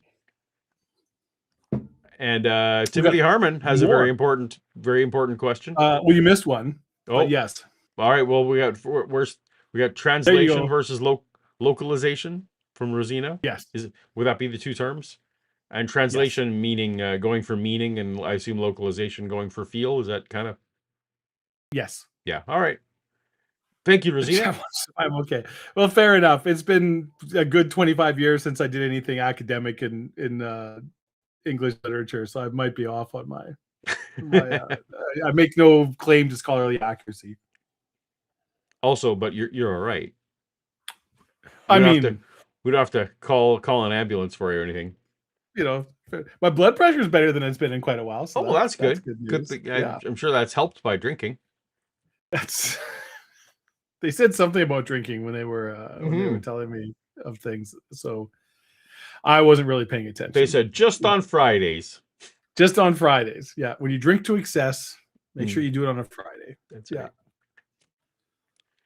All right. I don't mean to cut you short on your interpretations of why what's written in Genesis may have. Yes, you did, Art. I'm going to go back. It seemed like you sure wanted to. About this, that isn't what people believe. Yeah. So I want to make sure I heard it right. Have the word the in Hebrew in it. So you should translate the verse without using the word the, which is really difficult. What it means is it's indefinite. It is an indefinite time. Okay, the verse could be translated like this. I understand technically how you can go and make this case, but my point is, and we already talked about this, that isn't what people believe, Mike. What people believe. I was right. It was literally Art. Clearly, and they take it quite literally. No one cares, Mike. You better believe it. That's part of the problem. By the way, Mike, I don't mean to cut you short on your interpretations of why what's written in Genesis may have an alternative meaning. I simply think if this panel, God, Man, and E.T., is to be effective, it has to deal with what people believe, and probably won't have a chance to teach them something else. And Richard, RG in Rockville, Maryland says, why is CBN receptive to Richard H? Because they put a human face on God and Satan. Why not Mars too? In other words, yeah.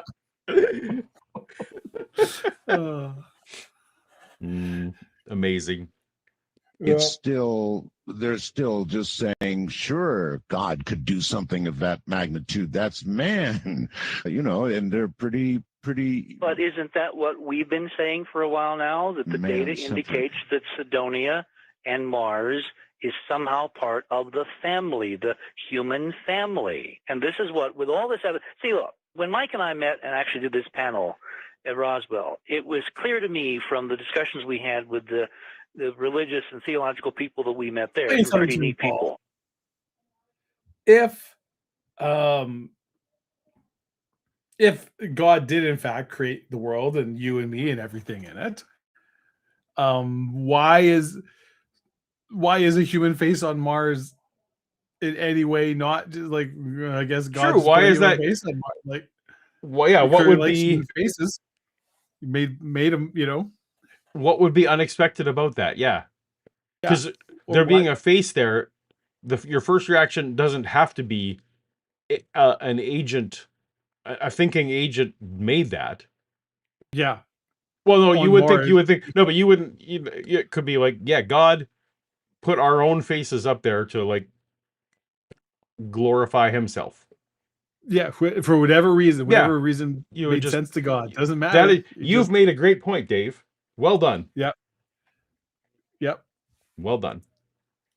That this is an issue whose whose time has come. Yep. In fact, it's well overdue. We have now assembled a body of evidence, apart from the whole ET UFO question, which stands still. We've got official government imagery, which even blows Art Bell's mind. Yeah, all of that's true, but the So issue... we put it together and we present it to these people, and we say, okay, given that this is testable, given that this is the information we've assembled in 20 years and the research that's been done, our conclusion is probably that it's real. What do you make of it, and when will we discuss the implications? Those who are not going to make it, we've arranged to have this.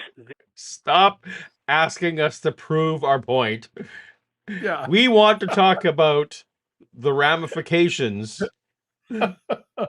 Of this, very true. That's right. Stop asking us if it's true. Videotaped art, and we're going to be very quickly after the conference, within 4 to 6 weeks, we will have the tapes of the entire day available, and there's a pre-order form on Mike's site for that. And Ooh, can we still pre-order the tapes?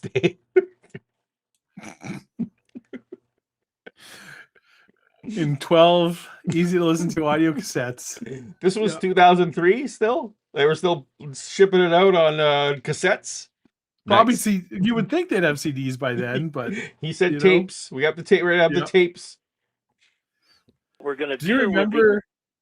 I vaguely remember, like an infomercial. It was Charlton Heston reads the. I feel like it was Charlton Heston reading the Bible. Yeah, And on it was like- CNN, they would advertise it during Larry King all the time. And it was like 30 cassettes. Yeah, like it was. We had it. So Wait, we didn't have that many- one, but we had like a 40-some tape cassette, and it came in these big books of like plastic things. And then if one was missing, your whole set was ruined. It's like, well, shoot, where did Judges go? Yeah. Oh, trivia time, Dave. Oh, it's trivia time, Paul. What are we doing? We need Probably to do the some best thing trivia. I did was to come up with that trivia timer, because we lose track of time Yeah. so Drunken easily. ramblings. All right, are we ready? I'm ready. In the 2016 film Arrival, why do the aliens share their knowledge with Earth? Ooh, I don't. Is it remember. because they lost a bet with the Great Attractor? Is it to avert a nuclear war between China and the USA? Is it so they can ask us for a favor in 3,000 years? Or is it to help our race into space as they were helped millennia ago? I think now that you've read them, I think I remember, but I wouldn't have been able to come up with this on my own but it is a good movie, very good movie. I think we saw this movie together in the theater. We did. If I remember. Yeah, The Arrival.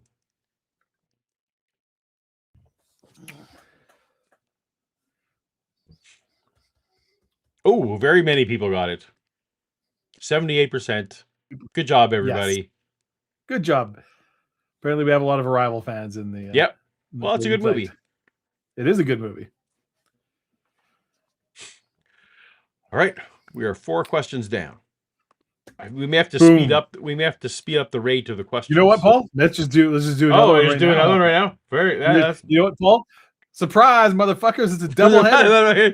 Double questions. If you only went to pee because of that first question, boom. Here we are. Next one. Yeah. Which novel features an alien species called the Tricelerans? Is it Rendezvous with Rama? Is it Childhood's End? Is it The Three-Body Problem or The Left Hand of Darkness? 4 classic sci-fi novels there. Which one features an alien species? But I've read only one of them, and it's not that one. And it's not that one. I saw the TV show of one of them, but I'm guessing I don't know. Well, if you saw the TV show, you should be able to get it.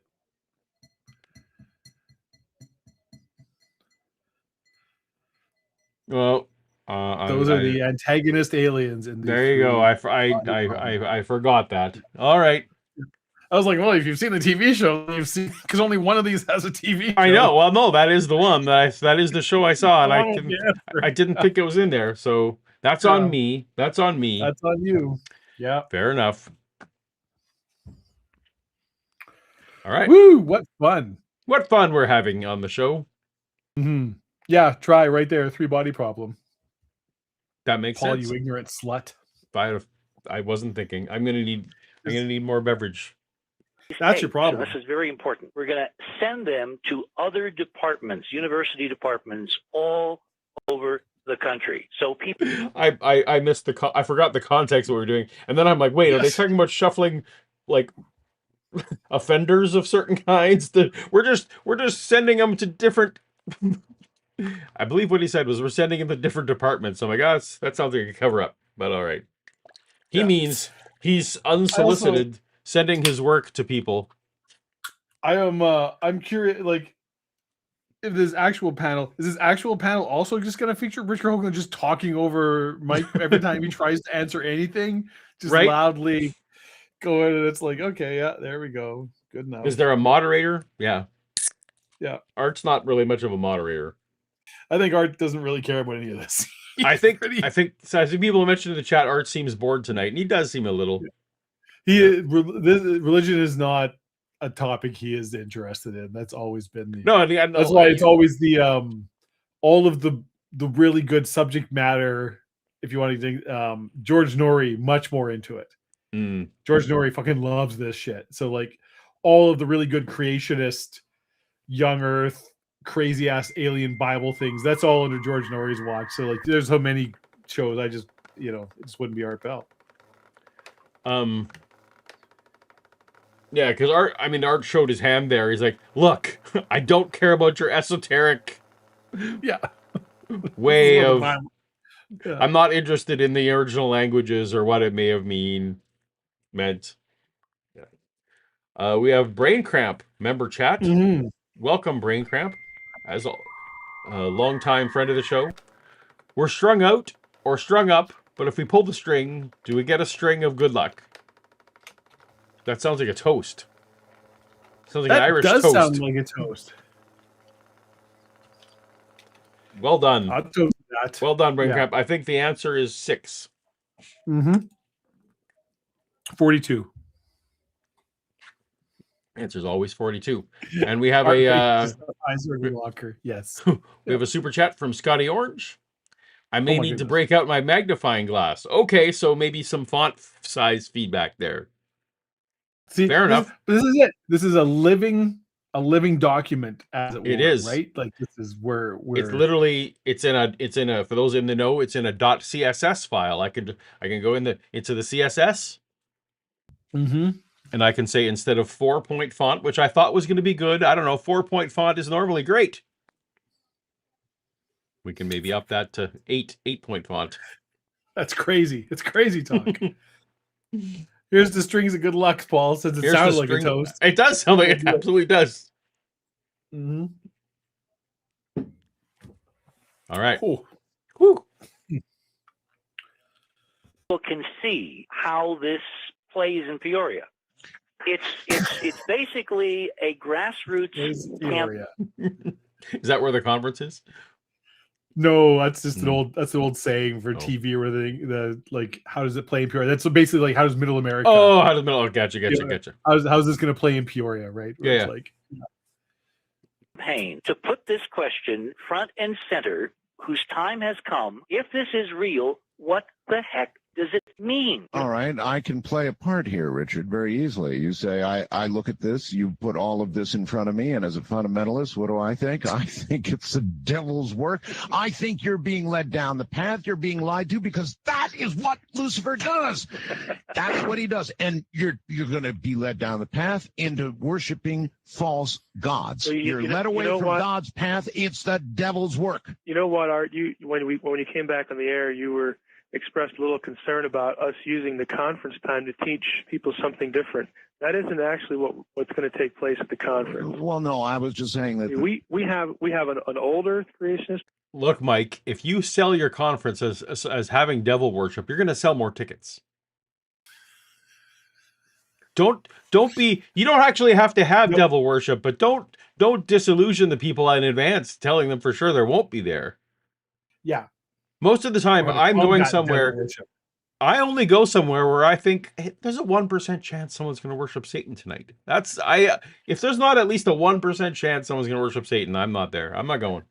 Could it be Say? Satan? Oh, I forgot to put up the trivia clock. Fuck. Hey, trivia clock's up there. No, I just put it on now. Yeah. We have a young Earth creationist. I'm actually both. And we have Richard. How can you be both? It's real simple. Either man and the No, there's a prior creation in Genesis 1:1. I can justify that grammatically. After which there was a recreation in literal 24-hour days. On Tuesday night here on Coast, now George is going to have Hugh Ross. I feel like that was an incomplete explanation. No. I believe in evolution and 6-day creationism. Hugh Ross will be here. Hugh Ross will be here. See, yeah, so we're talking about George Norrie because George Norrie is very into this. That's what I fucking hate George Norrie. Also, Hugh Ross believes in an old Earth, so I don't know how that's going to help. I mean, I've heard the argument. Poses, I assure you that like the day that's in the Genesis. That's what he means. A day is a long period of time. Gotcha. Yeah, it's like he's not talking about that is what Hugh hours. Ross thinks. You're right. Yeah, that a day is just a epoch, as they say. It's just a period of time. Mike believes too. Right? Yeah, He's like, yeah. Based on that he's excited that Hugh Ross will be there. That makes sense. All right. Yeah. We have Ermagerd, 13. Oh Ermagerd. Hoping Heiser gets to explain his theory that there are many gods, but it's still monotheism because God is a species unique. Oh, interesting. No, I was not aware of that. So the Trinity is 3 separate things, but yeah, that'd be like saying I just worship all humans. Don't bother me about that I worship humans. I worship them all, so it's just one. If you're not invoking makes Satan, sense. you're not asking the big questions, Paul. That's right. So it's right. See? Hugh Ross. I saw a very good joke this week. This sort of a thing. It was it was one of those, it was posted on Facebook or somewhere. I can't remember where. I saw it online. So it was, and I'm like, I would love to steal this idea, except I know that half of my family wouldn't come to my funeral. It was at the funeral. Someone had posted a picture. This was a thing at a funeral, and there were cards handed out to everybody who attended the funeral. And the top of the picture had the picture of the deceased, and looking nice as often does. And underneath it said, "Let's keep in touch," and it had a miniature Ouija board with the letters and the thing was in a little thumb-sized tracker. So it's a little mini Ouija board picture, and let's keep in touch. I have seen that. That is awesome. And I'm like, I would absolutely do that at my funeral because I'm like, that's one of the greatest jokes I've ever seen in my entire life. But I know half of my family. Yeah, no, the Ouija board thing would be out. That is straight up the devil. That is funny. Absolutely how you invite demons into this. Is you give the demons an opening to your soul if you fuck around with Ouija boards. That's what that is right there. But I still thought that was one of the best jokes I've ever seen in my entire life. I appreciate it. Yeah, there's no humor like dark humor. Well, you're gonna outlive me, so I won't see it anyway. Yeah, well, we're in the running on that. We'll see. We'll see how it goes. We're both giving it our best. We're both giving it a go. Yeah, both of us drink more than we should. Yeah. Yeah. You keep taking your dog for walks, though. It's true. Is a very well-known old Earth creationist, PhD astronomer, blah blah blah blah blah. Right. And Canadian, good Canadian kid. A lot of stuff, they may not be familiar with as far as that perspective of creationism. The other guy he's going to be at the panel. The other guy we have just finished a PhD at the University of Chicago in philosophy, and he critiqued the logic of evolutionary theory, common descent, and it's getting his. He's a creationist, but that dissertation is getting published by the University of Chicago in their evolutionary monograph series. So all this is. I think that is probably not true. I wish he gave the name so I could fact check that, or the name of the paper. Shh. Yeah. Experts. Yes, because famously, just young Earth creationists just get published in peer review all the time. So they It's not like they don't complain. If that ever happened, they would brag. Like Ken Ham would be. None of us. We would have all heard about this.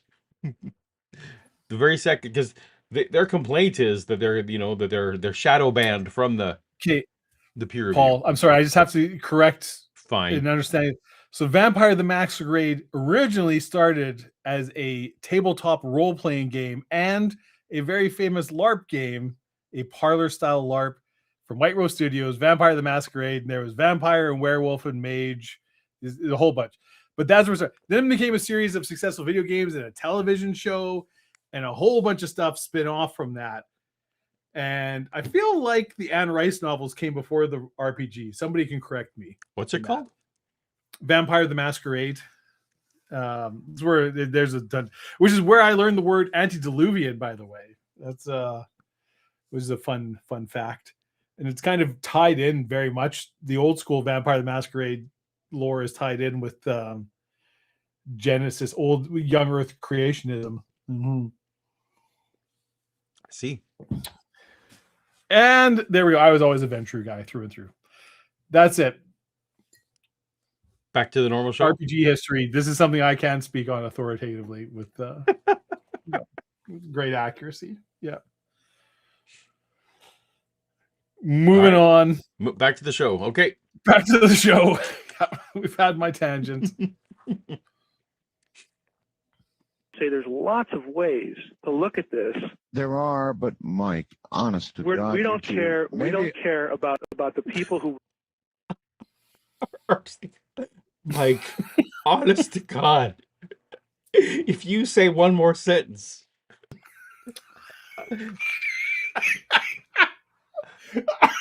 I'm gonna lose my fucking show. If you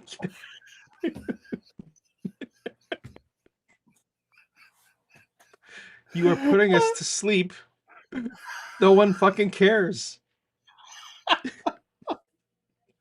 I came here to pit the alien guy versus Bible guy. How are you boring me right now? Why is this? Also, I feel, for context, for this, I believe, if I remember right, this is the 4th hour of Art Bell's show. Is this? This is It might hour be of the show third, but today. it was multiple hours in. Yeah. Yeah. That's funny. Give me Honest fucking to something. God, Give me Mike. Yeah. If you say one more, if you say If one you more say fucking word about contextual- interpreting Hebrew, I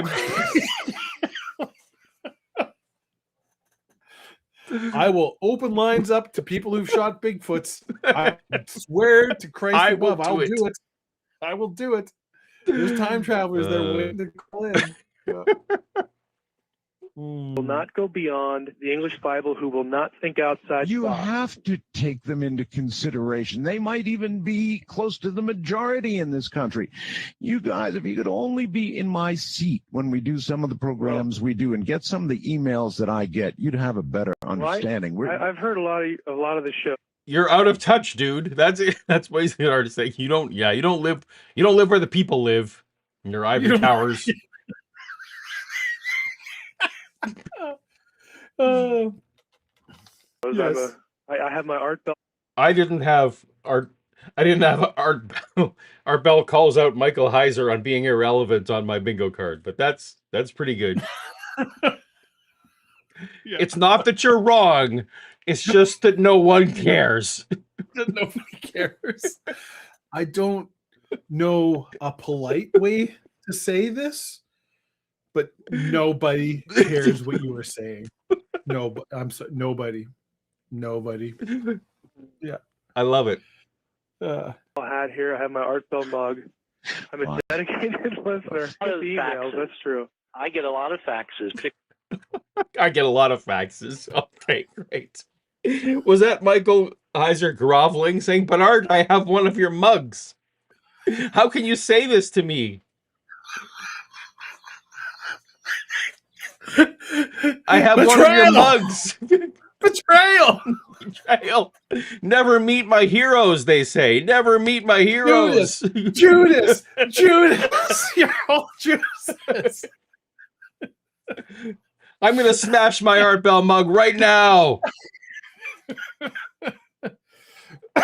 Never meet your heroes. I'm relevant and people like me. Also, buy tickets to the event. We're gonna be. Shut the fuck up, nerd. We're all dumber for having heard you. I was promised alien on Jesus violence, and you're just agreeing with each other about nothing. Oh, I think we should do my a trivia goodness. question. Let's do a trivia question, Paul. It feels like it's about right, eh? I'm ready. I'm excited. It's funny because I'm enjoying the show, but they're not wrong. It's like it's fucking embarrassing. It's boring. It's like they took the most interesting topic and put it in the And least just interesting way. All right, sucked all the question. life out of it. Yeah. In the Marvel Cinematic Universe, that's in movies, Paul. Which alien race does Gamora belong to? Is Gamora Kree, Zababerbre, I can't read my own writing, Skrull, or Asgardian? Well, By process of elimination. I'll give people a tip. do you mean the Skrull pretending to be Gamora? I mean, could be. Because that's a Skrull. Yeah, I don't. You know what? That just reminded me of how badly they fucked up the Secret Invasion. Secret Invasion. Oh, Yeah, that was so not good. bad. So bad. One of my favorite Marvel stories of all time, and they did it so dirty. So dirty. But yes, it's Zeho, but I can't read it. It's too small. Whatever the thing is that's in that word. You read it, Paul. Zahobra. There you go. That's what she is. Bree. Anyway, we don't know. Zahobri. Zahobra. See, Scotty's got to figure it out. I need to Zahobri. Zahobri. This is the best show on YouTube. That's the reason I can keep singing that for more than 9 seconds is because it's public domain. Yes. And also those weren't the words. And also we weren't singing it right. Lots of reasons you can keep singing that particular one. Fair. Valderai. I don't know where that actually comes from originally. I just sort of know that. Valderai. Do you know where that's from? Or what that is? A knapsack on my back. I love to go wandering. I don't know where it comes from. Yeah, fair enough. Along the mountain path. And as I go, I love to sing. A knapsack on my back.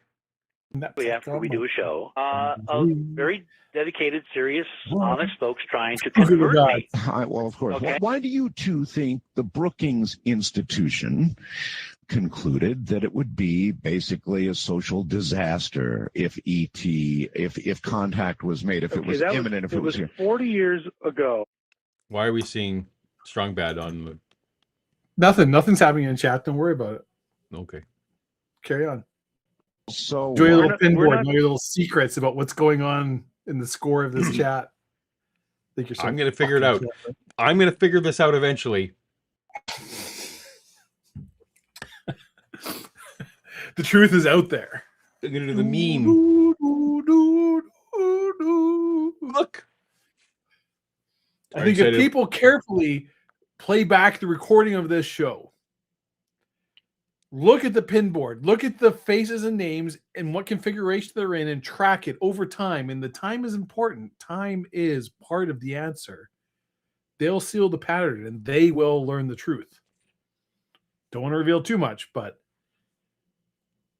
maybe watch the stream 3 or 4 more times on That's YouTube. true. That's what we're saying. Yeah, that's how you figure it out. And it's the YouTube equivalent of I haven't done the Bella cam. Sorry, Bella's busy. It's the YouTube equivalent of the Bible code, whatever that is. Bella. She's just been sleeping. Yeah. Good. Great. I'm glad. Are you excited about the new X-Files? No, I've said too much. This is it. This might be my last stream. I've now said too much. I was not aware that they're making a new X-Files, and I'm a little sad that they are. That you've made me What if I said it was Ryan Coogler? Why wouldn't matter? Just don't. Just stop. Stop remaking things, everybody. Just make a new fucking thing. That's what I think too. Yeah. I mean, it might be good, and I will if the fact that Ryan Coogler's like, it might be really good, and Yep. you could potentially do it. Honestly, you could, whatever. Like, you could just make something different and not call it the X-Files, but have basically be the same idea. Which is, it could be good. That was I'm tired of remakes and nostalgia ball, and like, I'm tired of all of it, Paul. What was that one called? So here's a case in point. Sorry, True Wine. So I think is out in theaters now. Whatever, Masters of the Universe, right? It's not And out I was yet. talking to some friends of mine, or not out yet, but they're like, "Who is the audience for this?" And I'm like, "I'm the audience for this." Yes. I'm a 47-year-old white male who enjoyed He-Man, had He-Man toys, was a big He-Man fan when I was a kid. Could not care less about this movie. I am not even remotely interested in. I don't understand why anybody spent money on this. I'm just like, nobody cares about He-Man.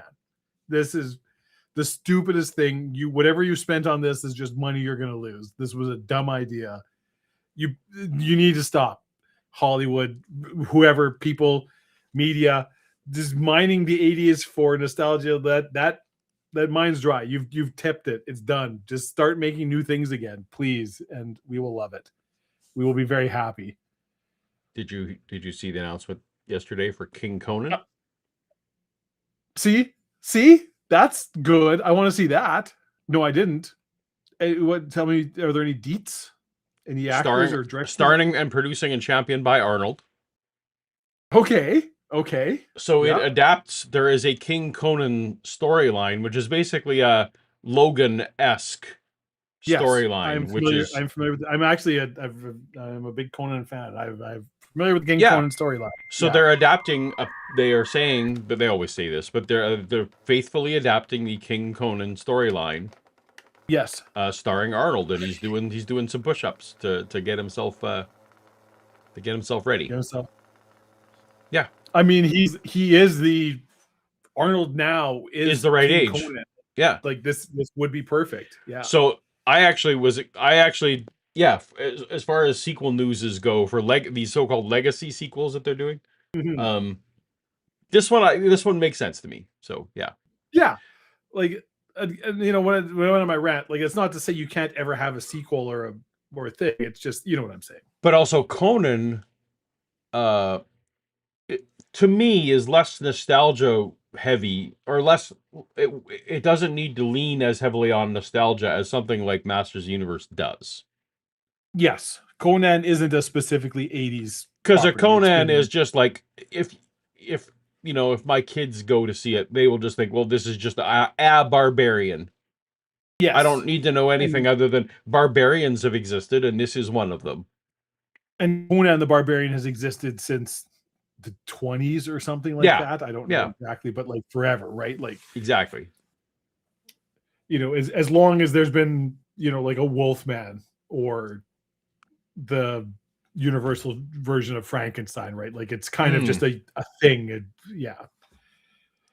Yes, and Jared Leto. Why the fuck would you put Jared Leto in your He-Man movie? Because box office hero Jared. What's the opposite of box office poison? Yeah, he's the box office yeast, as it were. It's not like this is new. It didn't just suddenly happen that everything this person touches turns to ash. Oh, let's make him our Skeletor. And like, even in all the marketing, they're going out of their way to hide the fact that he's involved with this. It's true, they are. Yeah. Like, why? Anyways, whatever. Yeah.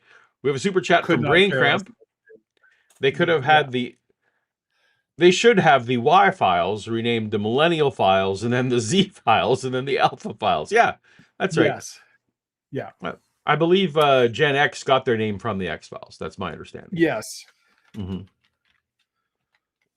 There's a thing called the Laundry Files, which I think you would really like, Paul. Oh. They're novels, and they've kind of went, and it's like X-Files, Lovecraftian, and magic's real, but it's like this department that deals with supernatural threats and go in a very mundane office and computer, like sort of magic and computer coding work. Like there's very real, like, so you just sort of have people that are like, have to like do magic stuff. And it's just like, yeah, you put these commands in, you do this thing, and you're like, oh, fuck, you screwed this ritual up, and you have to figure it out. And it's like, it's horror, Lovecraftian, but also comedy, and also just office day, like where there's a bureaucracy that's their whole job is to deal with this, and it's very mundane and boring to them, and just like, yeah. And unless it's that British cop show said in the same thing as What We Do in the Shadows, because I didn't like that at all. But it wasn't British, it was New Zealand. Oh, New Zealand. Wellington that's right. Paranormal. Yeah, that's right. Yeah. Oh.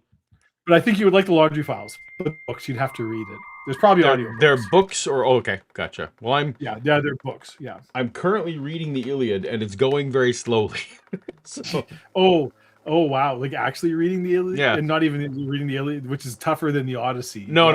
So a modern translation of the Iliad. Yeah, but that's still. I know it's slogging times, Dave. It's slogging times. There's a lot of just names. I know. And these people were here doing this thing. Yeah. But I've never read it.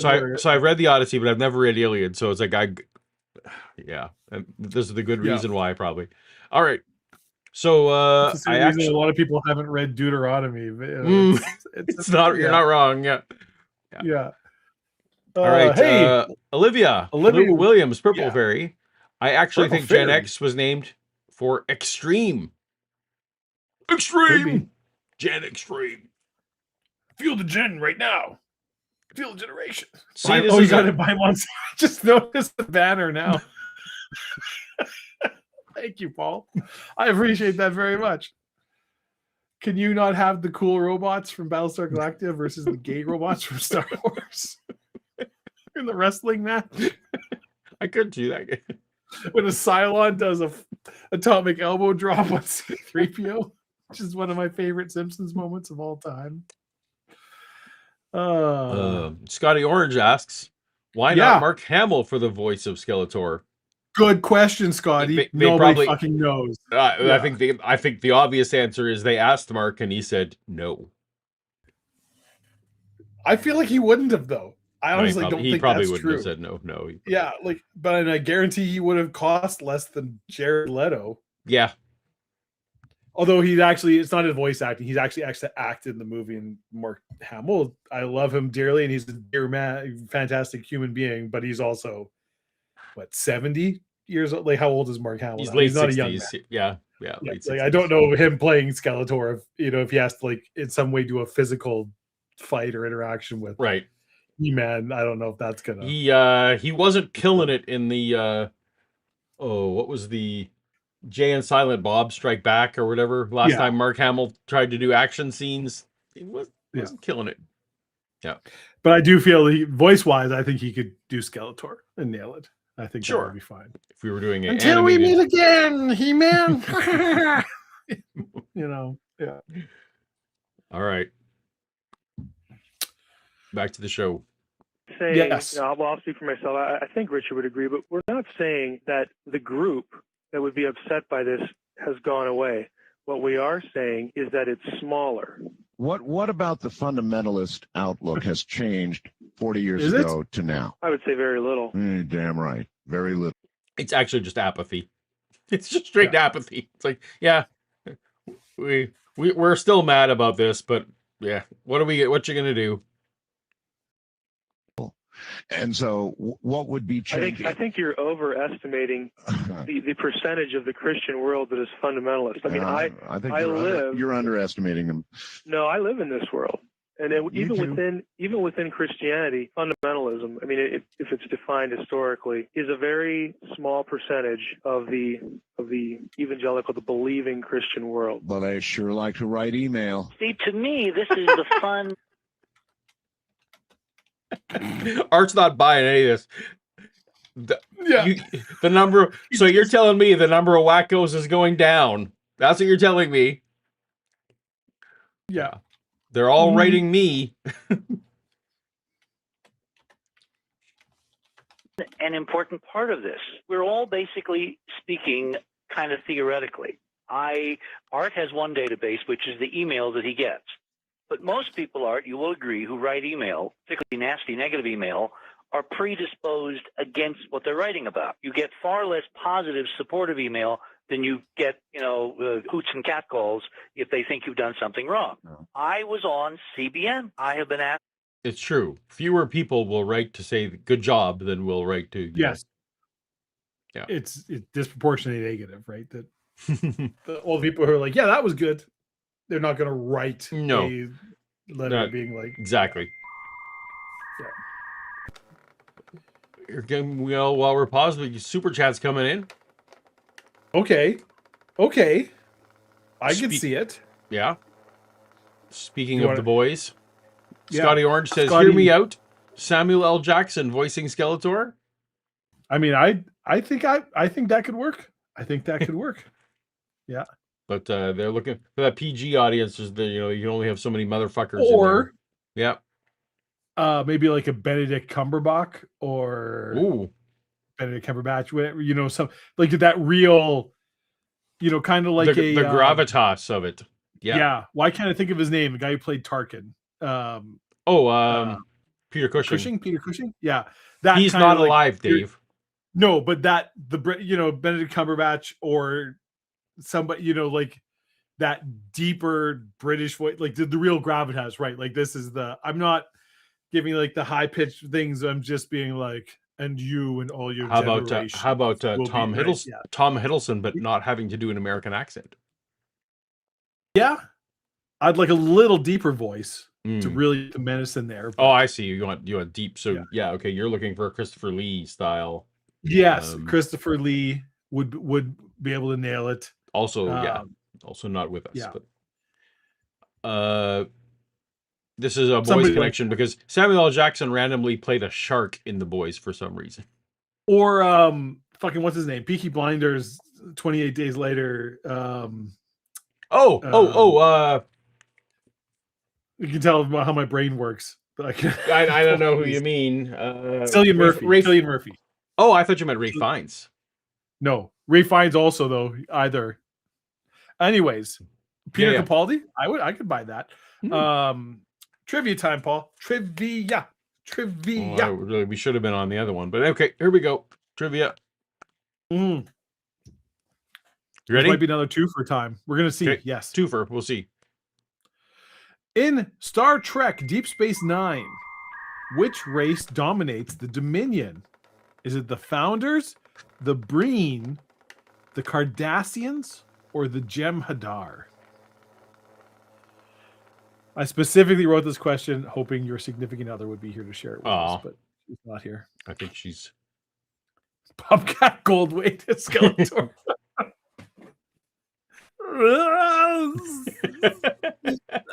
Gus Grayskull. I don't know. I don't know. What are we doing? Alien trivia? Thank you for the super chat, SJL. We appreciate it. Thank you for the super chat, SJL. Yeah. Most of us got it. You know what? Let's just do the next one. You all think All you're so right. fucking smart. Let's see how you do this next one. In Doctor Who, Paul, which race is revealed to have created the Daleks as weapons of war? Uh-oh. Is it the Mechanoids, the Khalid, future humans, or the Time Lords? Who created I know two that it's not, but if I called for the 50-50, it'd be like it would just take away the two I already know it's not. So, yeah I don't know. Let's see what we got.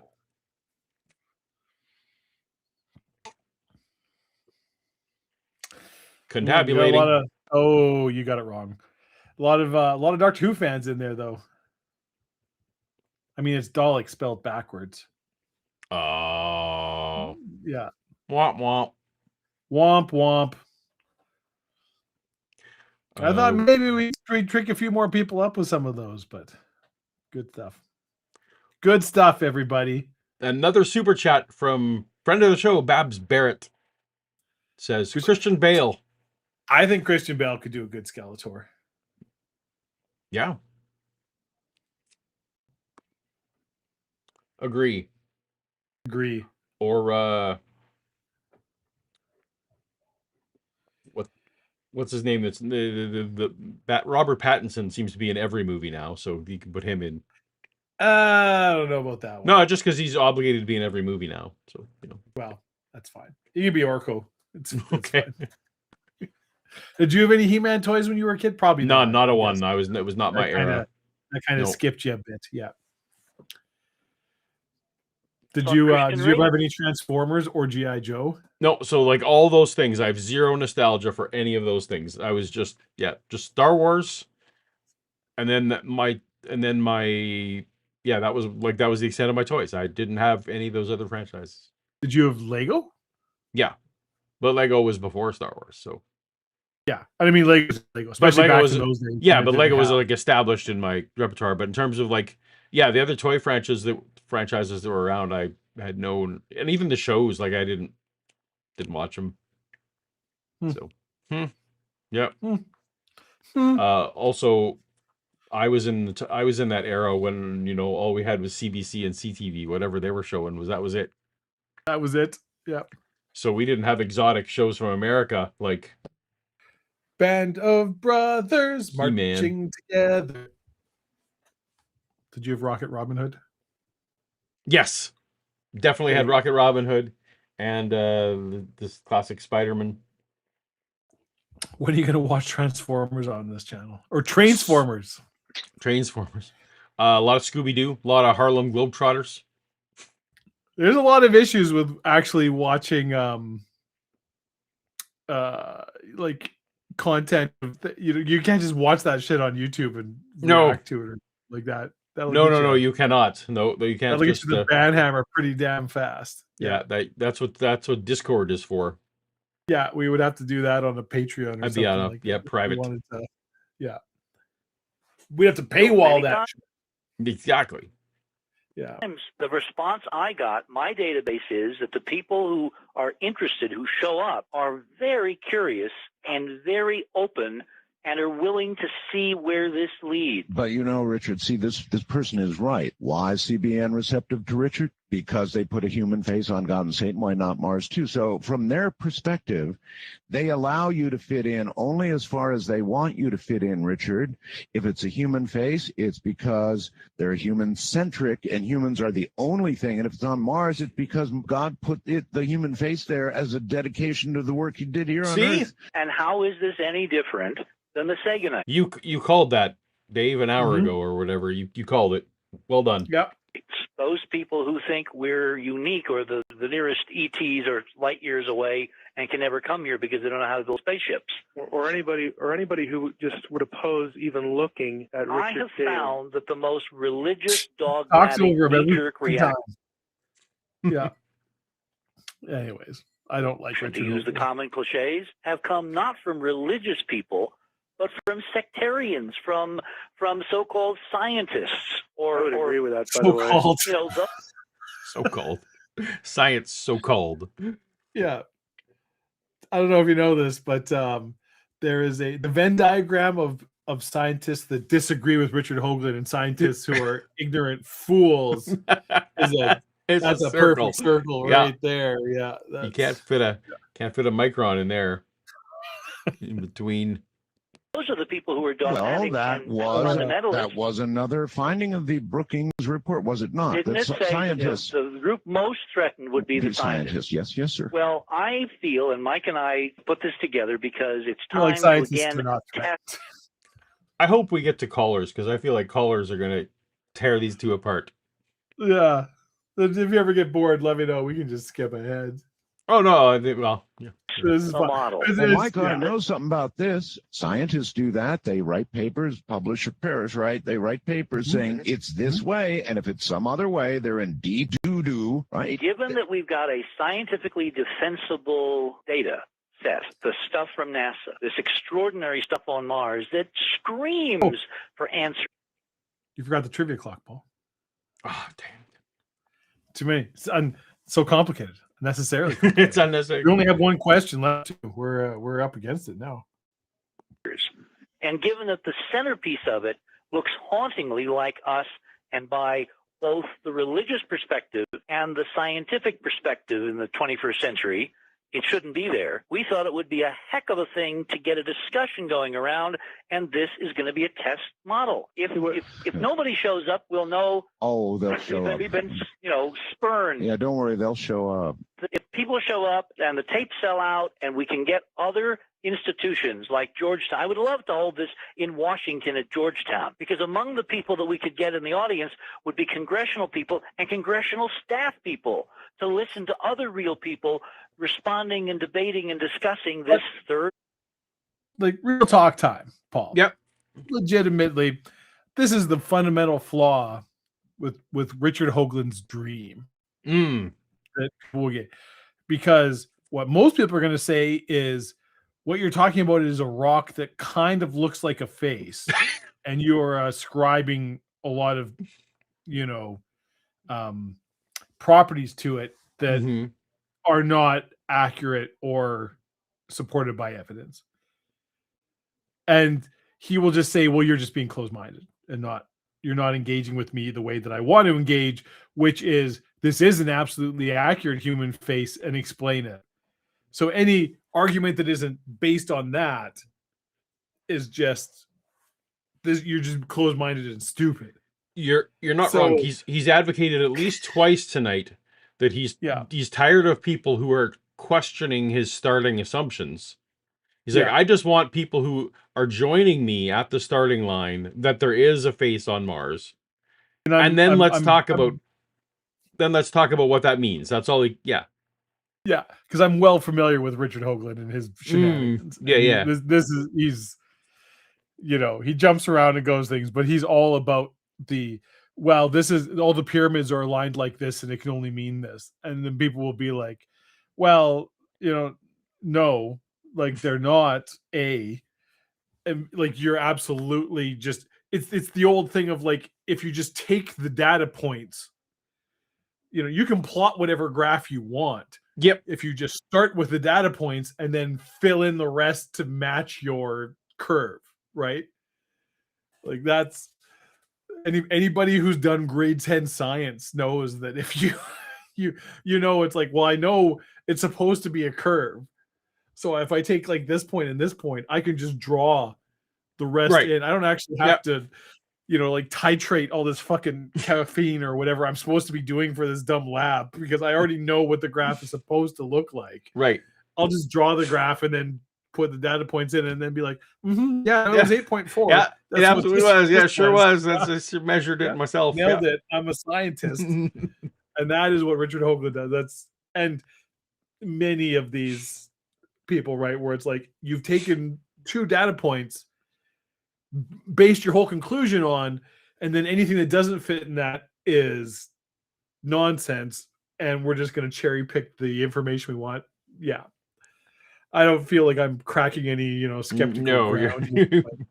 That's funny. He's just more blatant about it than, I like how actual. I like how blatant he is. That stop questioning. We're not here to talk about if it's true. We're talking about, because he's not an actual scholar with any actual like skin in the game in any way. He doesn't have to defend this in any way, so he could just kind of be like, no, that's not what we're talking about. We're talking about why the face on Mars is a human face. So why you have to debate with me like why the aliens built this face to look like our face. Yeah. And you can't be like, well, I don't think it is a face. It's like, well, that's not the question. That's not the question. We're asking, why does it look like a face? Yeah. The old, like, on a scale of 1 to 10, how much do you like killing other people? And you can be like, I don't like killing other people. It's like, well, that's not the question. Right? The question is, it's like 1, that's a lot of people. That's you kind of like you're a little too violent for our taste. It's like a 0 number. What can I pick? Can I pick negative 1 million? What's this? Yeah. That's right. We're here to discuss why you eat so many cats. Yeah. How many cats would you say you eat on a scale of 1 to 10? That's always. You eat 1 cat? It's sick fuck. Everybody. Of this issue, which is right. And scientific debate becomes political advertisements, right?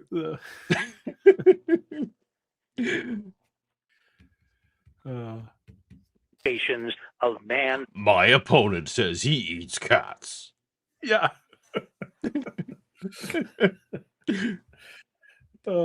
He didn't deny it. Have you ever seen the? I think it was Tim and Eric. It was definitely Tim Heidecker and it was Tim and Eric. Awesome show, great job. It was two grocery supermarkets that were like in competition, and the one kept doing ads is like, "Well, no children have ever been kidnapped from my store. But if you want to shop at like Eric thing, well, that's great, but that's all they would say." And then they kept doing the ads. It's like, we've never had kids kidnapped. Why would anybody say that? That's amazing. Love it. Yeah. Nobody's head has ever exploded after eating pineapples that we sold them. But if you choose to go shopping there, that's right. That's your business. You can roll the dice, but yeah. We're not saying any lies. Nobody's saying anything, but just we're saying that here we have 100%. Nobody's hearts exploded after eating a pineapple. Created only here. Well, it may be the first year, really, because until this gets settled or dealt with in some way or another, it potentially is stopping everything, Richard. Missions to Mars and a lot of other things that I can think about. I think, another thing we're trying to offer, just from my perspective, is that, look, we don't want to create the impression that Richard and I or anybody else on the panel agree in toto. But we do agree, I think, in principle that, hey, we want to know, we want the truth to be known. People do have a right to know. From my side, I'm thinking, look, theism can bear the weight of this, all right? On the one hand, you're correct, Art, that there'll be a lot of people who will not bother to think. Well, welcome to the world of theology. I mean, this is just the way it is. Richard's accustomed to uphill battles, trying to get people to think about these things, in his line of theology, like it's the world. Most people would prefer not to think. What makes this audience and Art different, what he's created with this venue, is an audience of people from sea to shining sea who stay up night to think about the unthinkable. Yes. And many of them sometimes shoot Bigfoots. Yeah. We're not pandering. No. Yeah. Also, Art, everyone in your attracted, in your audience, I'd like to have sex with each one. They're very attractive. They're very attractive and smart. That's right. They're handsome and strong. They're all very strong. And I've seen all their bank accounts. They're very well to do. I guarantee a bunch of them already are lighting up the lines already, calling in to tell you that you are a devil worshiper and a prevert, and we need to stop this right now. You're an idiot. Yeah. Many of them, when I take the positions I'm taking, and I am taking a position here because I want you guys to know what you're up against, so I'm taking a pretty rough position. But a lot of people just go berserk out there, and they say, oh, no, I'm as Christian as you can get. I have no problem with this at all.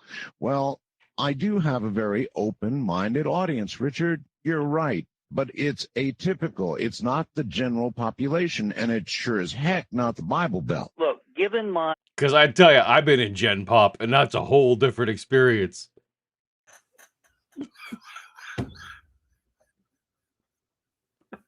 I proclivity. This ain't Gen Pop. This ain't for the political side. Art has a very realistic feed on. He's like, oh yeah, no, like what we talking about here, this is none of this is what in any way what the general population of this country or any other country believes. Yeah. Moving on.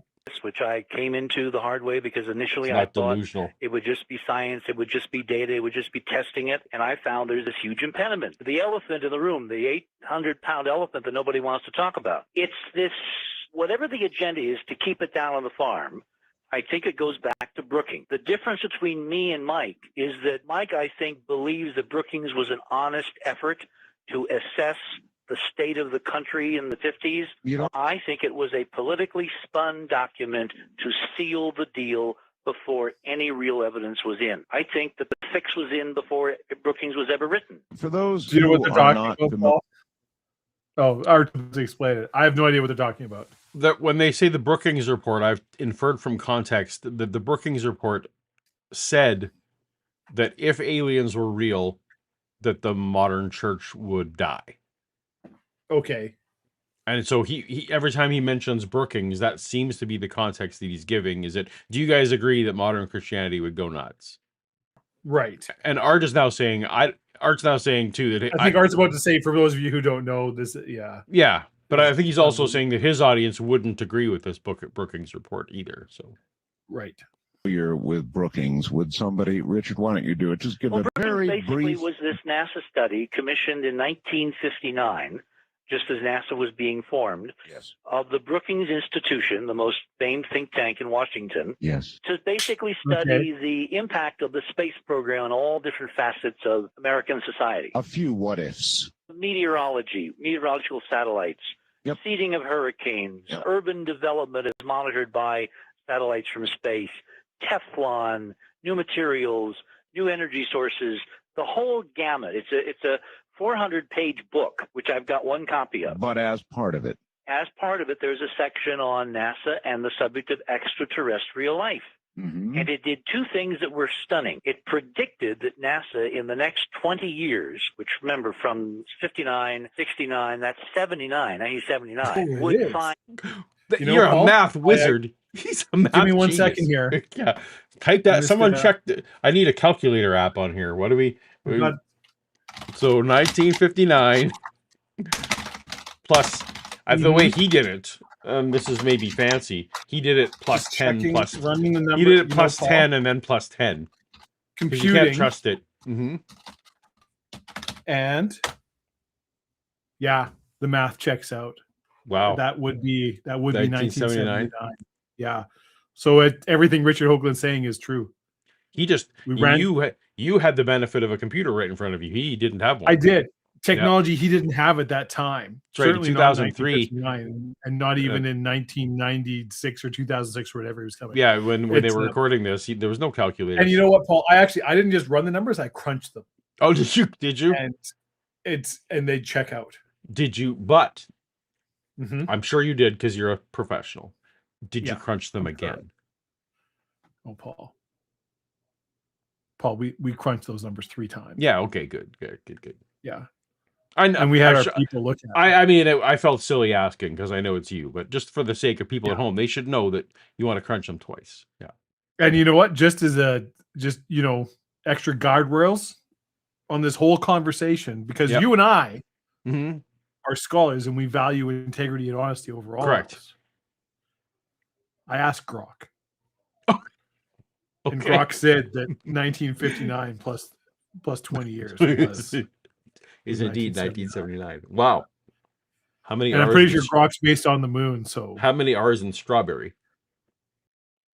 I didn't. Just don't be a dick. Okay. The point is, we check the numbers. Let's not complicate things. It all works out. So Richard Hoagland's right. Evidence of ruins elsewhere in the solar system, either on the moon, Mars, or Venus. It didn't say may, it said would. And then it said that this prediction that they were making, they were unequivocal about it, Dave. Yeah. This random guess that some people in 1959 made in this. How do you explain that? Government report. Yeah. It definitely wasn't trying to justify NASA's budget. No, exactly. Yeah. The pencil pusher was certain. Yeah. The implications of this were that serious consideration should be given to the role of the discovering scientists in making this information known. I believe that Stanley Kubrick and the children are our future. It's trivia time. I believe this. Good. We're bringing Stanley Kubrick in. It's time to. It'd be great. I would have left it go if I knew Kubrick was about to enter the chat. Fuck, I hope it's Clockwork Orange. I hope so too. That's a great movie. Mm-hmm. Yeah. Talk about The Shining. Here we go. Oh, is it time? Hey, Paul, in District 9, what derogatory nickname do humans use for the stranded aliens? Is it prawns, Is it squids? Is it squatters? Or is it crawlers? This is an Sci-fi this classic. this is an underrated movie. I feel like it shouldn't be. I think at the time it was actually so it didn't do well at the box office. Everyone who did see it was like, "This is amazing," but people who yeah. I think pretty much most people are getting this one right. It looks like this is a great movie. It's a great movie, but also that was a very prominent part of it. It's easy to remember. This is almost just like a test of did you see the movie, I think. Yeah, that's kind of it. Because they say it about 5 million times. Ooh, and 96% on the prawns. I was gonna. I did. Yeah, we could have done a quick recap of the leaderboard just because this is the last question, so we could have going into it. But anyways, this was an easy one. Who wasn't the last question. That wasn't it? Oh, that was the last question. Yeah, I'm pretty sure that was the last question. That's why I was like, oh my gosh! All right, well let's. Are we ready? Yeah. Who wins? Who's the winners and the losers? Rhymes with Holly. My goodness, Holly. Well, I'm pretty sure Holly's never won before. I don't think so. It's Holly Unbiblical Hawk. Holly Hawk. Holly Unbiblical Hawk. Welcome, Holly, to the Tumblr Club. Unbiblical Hawk. Holly Unbiblical Hawk. Holly Unbiblical Hawk. So David Robb came in third. We have a couple new names on this board that we haven't seen, including Paulogia. Woo! There we go. Indeed. Well, we might have to get the Tumblr / pint glass situation resolved. Yes, we'll have to get that sorted, but leave a message, leave a or email to. Well, my email is broken at the moment, so I need to make sure I want to get that fixed. Well, but we'll maybe come back to you, Holly. But yeah, leave. If you leave a comment on the vidya, I'll be able to track you down, and we can. And just be like, "Hey, I won." That's right. That's all you got to do. That's right. Yeah. And I will follow this up. Yeah. And we'll get it sorted. Might be fair warning. Might be a couple weeks. We're not always the quickest, but we are thorough. That's right. This will happen because our reputation, is very important. And we're not nowhere are we saying you're getting a tumbler next week. No, but you will eventually get but eventually, that's right. With toast on it. So cross our hearts. Someone's giving us a mixed review here, Dave. I mean, I can't do everything. Look. So the email thing, you don't have to pay anything to enjoy this stream. So but we appreciate that you do. So Dave, I moved Paulogia.com to a different provider because there was one that had better features for cheaper and whatever, blah blah blah. So I go to add the MX records. Yeah. And like, we don't do MX records. I'm like, you don't do what now? I'm sorry. We need to talk about this off stream because now I'm right. Very it's like curious. what? Oh no. You who can't. The F are you with? You can't do that here. I'm like, So all right, well, time to. I'm thinking I'm planning to just maybe shift the site to someone who does think that that's okay. Yeah. What? We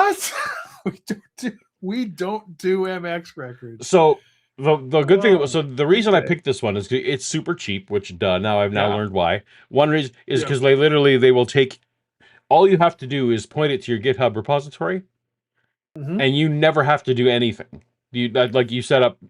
It's just like we are just going to constantly sync to your GitHub, and like they take care of everything else, without any fuss or muss. But but I was like, but you obviously support email, right? No.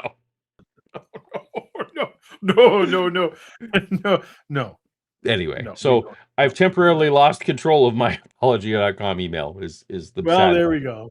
Yeah, people are learning all kinds of things about us tonight. Yeah. I no longer work as a professional computer person. Yes. Yeah. Well, All right. Well, the trivia worked. it did. Worked well. So, well, that's exciting. Do you feel like the shorter time per question? I feel like that was a good time per question. I think it was a good time. I felt I didn't think it was too long. We too could short or shave too long. 5 I think maybe that off. I was, don't. We'll see. But I think it was fine. I don't think All right. anyone's ever Fair belabored the enough. 5 seconds, and it's nice to have. it is like, Yeah. all right. Well, we'll David consider Shaw that thinks the time was good. very good. Well, we considering that Are we- sometimes not everything has been successful on our show. This is a Mhm. good soft launch. Very good. Yes. All right. What?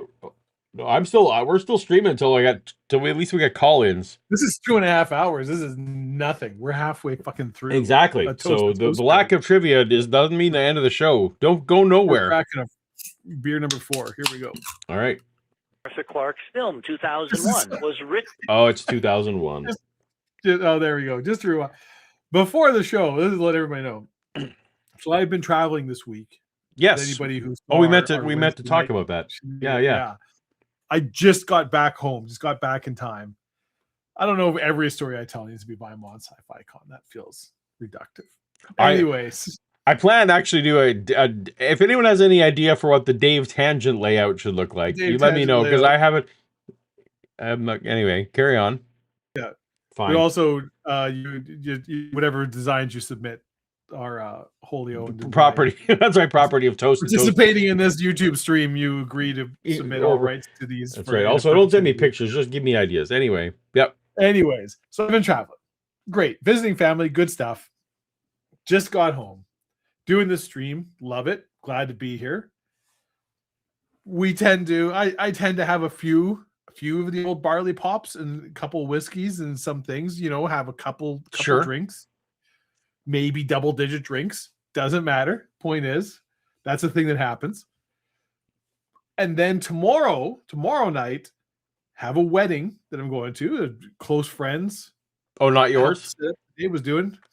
Not your wedding. Not my wedding. Okay, no. Fair enough. No, there's nobody interested in this. But still, there is a wedding I'm going to. That's where you're wrong.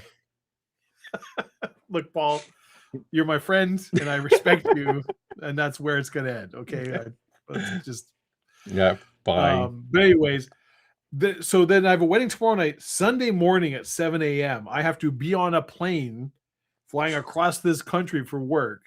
Right. So I'm like, I have this stream, then a wedding, and then scant hours after the end of the wedding reception be in. So I was talking to Paul. I'm like, you know what? I think I'm gonna maybe try and be hitting the brakes, keeping it a little easy tonight. Maybe have some Cokes with no mix and go. Just it's all right. The old liver, the old brain. It's gonna be a long weekend for the old Daver. Best laid plans. Best laid plans, but it's all of you. You know the problem. You know the problem, Paul. I'm going to tell you the problem. The audience is too charming. It's too charming. They're too charming. Yep. They're funny. They're witty. They make excellent points. They're good looking. They got that pretty privilege. Mm-hmm. And they're saying, Dave, have another drink. And I'm like, yeah, okay. I'll have another drink. You're so cool and nice. Let's have another drink. And here we are. So anyways, moving into it. Well, I think your wife hasn't met me, Timothy, and I think if she did, we could go out to dinner or something. I am very charming in person. Like what you are seeing is a pale shadow of the. He's not wrong. The full Dave experience. When I turn it on, it's a whole thing. It's yeah. So Sam, the non-Americans, our bank accounts are full. Yeah.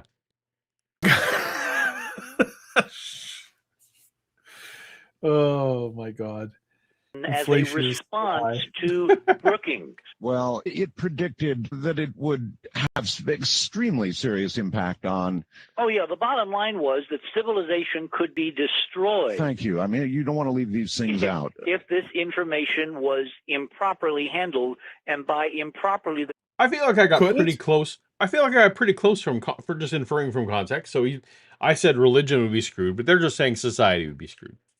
Yeah, civilization could be destroyed. Were the Yeah. words I heard. Yeah. I feel like that's You feel like that's a alarmist? yeah. Like An overreaction of sort? I feel like civilization would still continue even if People all would keep religions People would crumble. keep eating sandwiches Yeah, absolutely. Right. and having babies. Yeah, that's we're still gonna, feed and clothe our children, regardless of whether or not. Aliens are real. Yeah. Kitchen's closed. Oh, should I have? I feel like I have two very expensive bottles of whiskey beside me, Paul. But I feel like they're wasted on me a little bit now. I feel like should that's go correct. Something a All right, little less. You need a hot minute? Give me 30 seconds here. I'll be All right right. back. I'm gonna go get something a little more cost effective. Fair enough. What did he even say about 2001: A Space Odyssey? I missed it. Oh well, whatever. Talked about STEM. I know he said Kubrick for like 5 seconds, and I even put up the little card, and now they didn't. Now he moved on to a different topic about how society's dead. Oh, we have a super chat. That's not a sigh for the super chat. I was sighing for our show. The super chat's very exciting. Thank you, Timothy Harmon.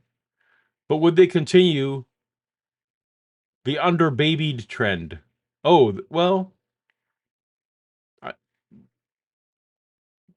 probably. I'm assuming you mean like the population dire lack of reproduction that we got going, which I don't see as a problem. That's my hot take. I don't care if fewer people having babies. I don't want anyone to be anyone currently alive to be encouraged not to be. That would be sad. That would be wrong. But fewer babies, that seems like that could work out. Then question the role of scientists who are involved in the discovery in making it public. And yes, Which is an official public document through NASA, which questions whether something will be ever made public. Well, so did it suggest that such a discovery would perhaps better not be made public? Yes. Yeah, it did. Yes. It did. So it set a kind of and a it questioned policy. the role of several groups in society, Okay, such so as it's a- religiously minded people. It set a kind of a. That doesn't look safe, what you're doing. I'm cutting away from myself, Mom. I suppose you are. See? I went to IKEA. Did I tell you yesterday? Yes, you Was both excited. told me and did it. And did it. Now I've got new bookshelves. So, actually, no, you told me beforehand. Did you get meatballs? No, because I went at like... I know, you went at 10 in the morning. Like, you can't just have 10 a.m. mashed potatoes, Dave. Well, so here's the thing. A couple of blocks away from IKEA, I was in Calgary, which is not where I am now. So that's not doxing myself. But I was in Calgary. A couple of blocks away from IKEA in Calgary, Paul. Oh, Krispy yeah, Kreme. I know. Oh, yeah. Yeah, yeah. Right there on McLeod Trail. Yeah. And so I instead of getting meatballs, I you know what? Yeah, you made the right choice there. That's I can, yeah. Man, there's nothing like a fresh Krispy Kreme donut, and there's none anywhere close to where I live. So very excited. Anyways, we're having some bamboo rum. Did you get enough donuts to bring home some? Yes, I did get a dozen. Okay, but those didn't all make it home, did they? They no. Les made it home that probably should have. It's a long drive. It is a long drive. I was driving all freaking day, you know. For you, it's like a 7-hour drive. Yeah. Yeah. That's it. Fair enough. I mean, I feel like Oh, so- anybody who's watched the stream for a while knows where I live because Yeah. I say it But all so the damn time. bamboo rum, that's what you cracked out there? Bamboo rum. I'm a big That's fan. pretty. Love That's me some still bamboo. pretty good. Pretty fancy for this pretty late in the fancy. show. But it's like a $38 bottle. Yeah, it's so not. you Yeah, know, it's not. it's just it's it's not good. crazy. It's. Both of these other whiskey ones. I are should well actually. north of I $100. save my bamboo too much. I think you're right. Like I treat it too special Mm. because I can afford. You know, You can with sponsors like well-popular doilies, with sponsors like doilies. I could afford more than Here's- once a year to get a Have you ever bamboo. had the just normal bamboo? Which, Yep, I have some in my very cupboard. Yep. It's the. I also have the. it's a There's solid- also a coke. There's a coconut. There's a. Carry on. about I don't that. know what you're gonna say. But there's a solid black bottle. It's like the bamboo special. I have something. that don't too. know. It's like twice as much. Yeah. Oh. It is not good. Oh no. It tastes significantly worse than this. Oh no. Shoot. And you're just Someone and gifted so me having one of Like I those. tried it Oh, once just to no. like, well, let's try it, and then it's just like, oh, this is not good. This is terrible. Mm. And so there you go. Same with the there's a bamboo cream. It's like a Bailey's or Yes. a rum chata or whatever, right? Not Where it's good, like- huh? It's fine, Okay. but it's very expensive, and there's a lot of cream liqueurs that are significantly less that I think are better. Right. Yeah. Bailey's is better. Rum Yeah. chata is better. Amarula is better. So yes, Yeah. actual bamboo, love it. Great. All of the bamboo offshoots, no. Yeah, because I was gonna say Every they have single one. I know they have like a coconut bamboo, and I didn't like it at all. It was like, and I like Yeah. coconut, but it was like this is not. No, everything I've ever had Very- of theirs, they tried away from the actual thing. I'm like, nope. Just stick All with right. you guys Stick with just the keep making basics. the thing. That's right. Well, Paul, we've got some super chats drifting in here. Oh my goodness, we have some super chats. Trickling in. The fax machine is squealing. Okay, The fax machine is squealing. we have. Oh, we did Yeah. that one already. While Did you we? were I gone, don't yeah, remember. you were gone. Oh, okay. Okay. Good. I'm glad you had fun with that. Scotty Orange says impression Yes. time. Christopher Walken as Skeletor. Well, there you go, Paul. Nailed I it. don't know what I don't know what a Skeletor says. I don't watch the show. Okay. I gotta think. Okay, Christopher Walken. You know, He-Man. I'm probably gonna take Castle Grayskull from you. So I don't know. This is not. That's my. It's not very good. I'm not No. nailing the Christopher Walken. Not nailing the Christopher Walken. I'm trying. That's He-Man, He-Man over here. That's not a good one either. He-Man. I don't know. It's like a Hopefully He-Man. not, baby. I'm trying to think about it. That's it. We're not doing it. Not doing it great. No. I know Skeletor and I go Christopher Walken. Somehow I can't bring it up. He-Man's over here. I don't know. He's got no I keep- shirt. It sounds like fucking I'm doing John terrible. Travolta or Yeah, something. Like It does. It sounds like a bad John Travolta. Yeah. yeah. We have another. We have K Ditz. K K Dietz. K Dietz. Dietz. 65. German. D-I-E is pronounced Dietz. Dietz. Come on, man. Send us the deets. Yeah. If I'm Yeah. wrong, and there really is a God and a judgment day and some kind of trial, I'm going to start my defense by submitting every Paulogia video as evidence. That'll buy That's you. probably not going to. No, but that'll Just buy here. you. That'll buy you a few Yeah. hundred hours. Actually, Nah, but still, I feel like if there is a God and you're there at Judgment Day, maybe throw Paul under the bus. Just throwing that out there as just being like, yeah, sorry, I was misled by this heretic, and then just start Well, throwing the videos out there. no. We're talking what, about your eternity here. what We're K talking Dietz. about yeah. What K eternal Dietz is hellfire. saying is that Uh-huh. even God will be impressed enough by my videos. Yeah, and I'm saying, great, that's a really cool strategy. Or just maybe throw Paul under the bus. Yeah, I'm actually good with that. I give Just everyone saying. blanket permission. Just everyone listening here, if there is a judgment day, and you're like Yeah. that idiot, it's that idiot over there. Say and do whatever you have to get through those pearly gates. Canadian Because Mr. Funny thinks he's funny Canadian over there. Star Wars boy. Star Wars boy was talking a whole lot of shit. It turns out. So I will take your sentences, hopefully concurrently. But I feel like if I'm going to be tortured forever, I may as well take some other sentences on with me. And hopefully you just get purgatory. You just get a couple centuries in purgatory. That's what you're aiming for. You're not going to get in heaven. Like, let's just be honest here. But I don't even want it. So that's just fine.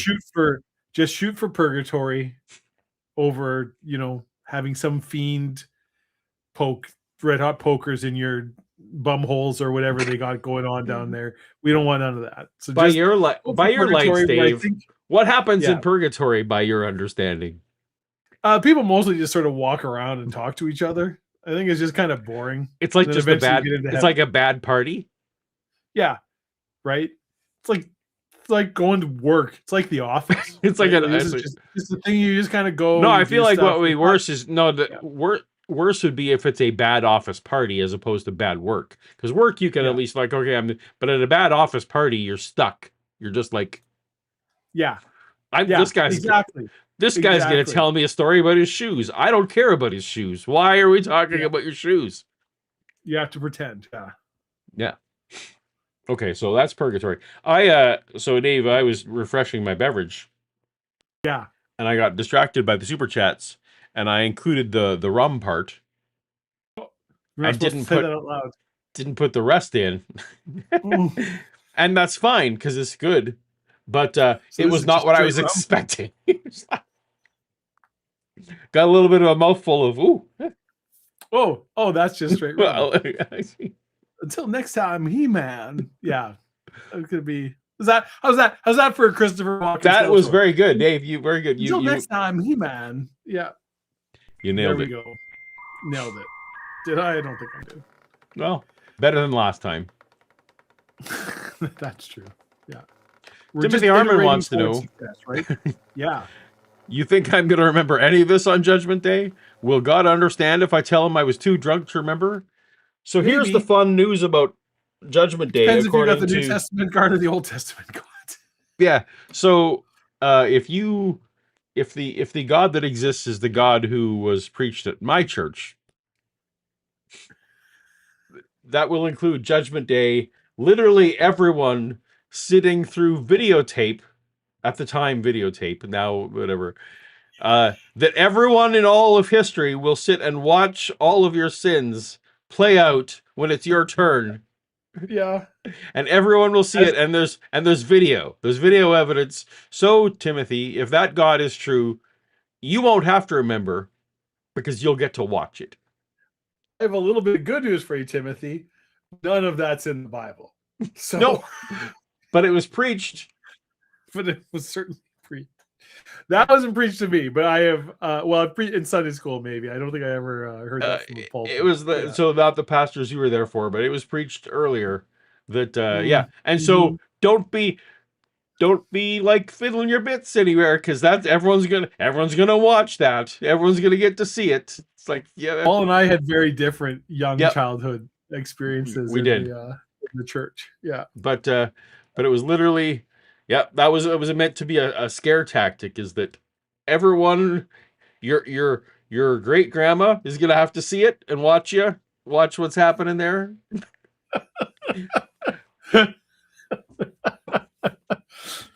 That time you diddled yourself watching the Power Rangers? Yeah, everyone's gonna get to see that. Yeah. And if you did it 4 times, they got to watch it all 4 times. That's the way that goes. And you're going to be sitting there staring at your shoes like a fool. But there's probably some murderers and shit, so like you're actually probably going to be fine. Yeah. But everyone's honestly, by the time they get to you, people are going to be just bored. It's true. Well, that actually, honestly, when this stuff was being preached to me, that had been my thought. Like, is this happening chronologically? Because we're now in the year of our Lord, 1980 something. 13-year-old boy is jerking it. That's great. This is fantastic, Kent. So do we get into heaven soon, or look? There have been there have been 7 14 billion billion more of people, these, and huh? we're a little numb to the. Yeah. Oh, look, you said damn somewhere. Great. Presumably this whole thing we're doing Yeah, right now, it's this like, is all really? are they gonna have Look. to watch every minute of Toast Look. to Toast? You judged Paul like 100,000 years ago, and now you're Dave. We saw the same show. You're playing it for us again. But I'm alphabetically, I'm last. Alphabetically. So, Look. Yeah. Anyway. That crazy motherfucker was impaling people by the hundred. Yeah, but that'd be like a cool show, right? Like if you're watching Alexander the Great's sins, yeah, it's like you're just an awesome dude. Like if you're getting called for jury duty, you're hoping it's a serial killer. That's right. Like or somebody who did something cool. Yeah. Yeah. That guy had an exciting life. No, we don't need another, Jake from accounting.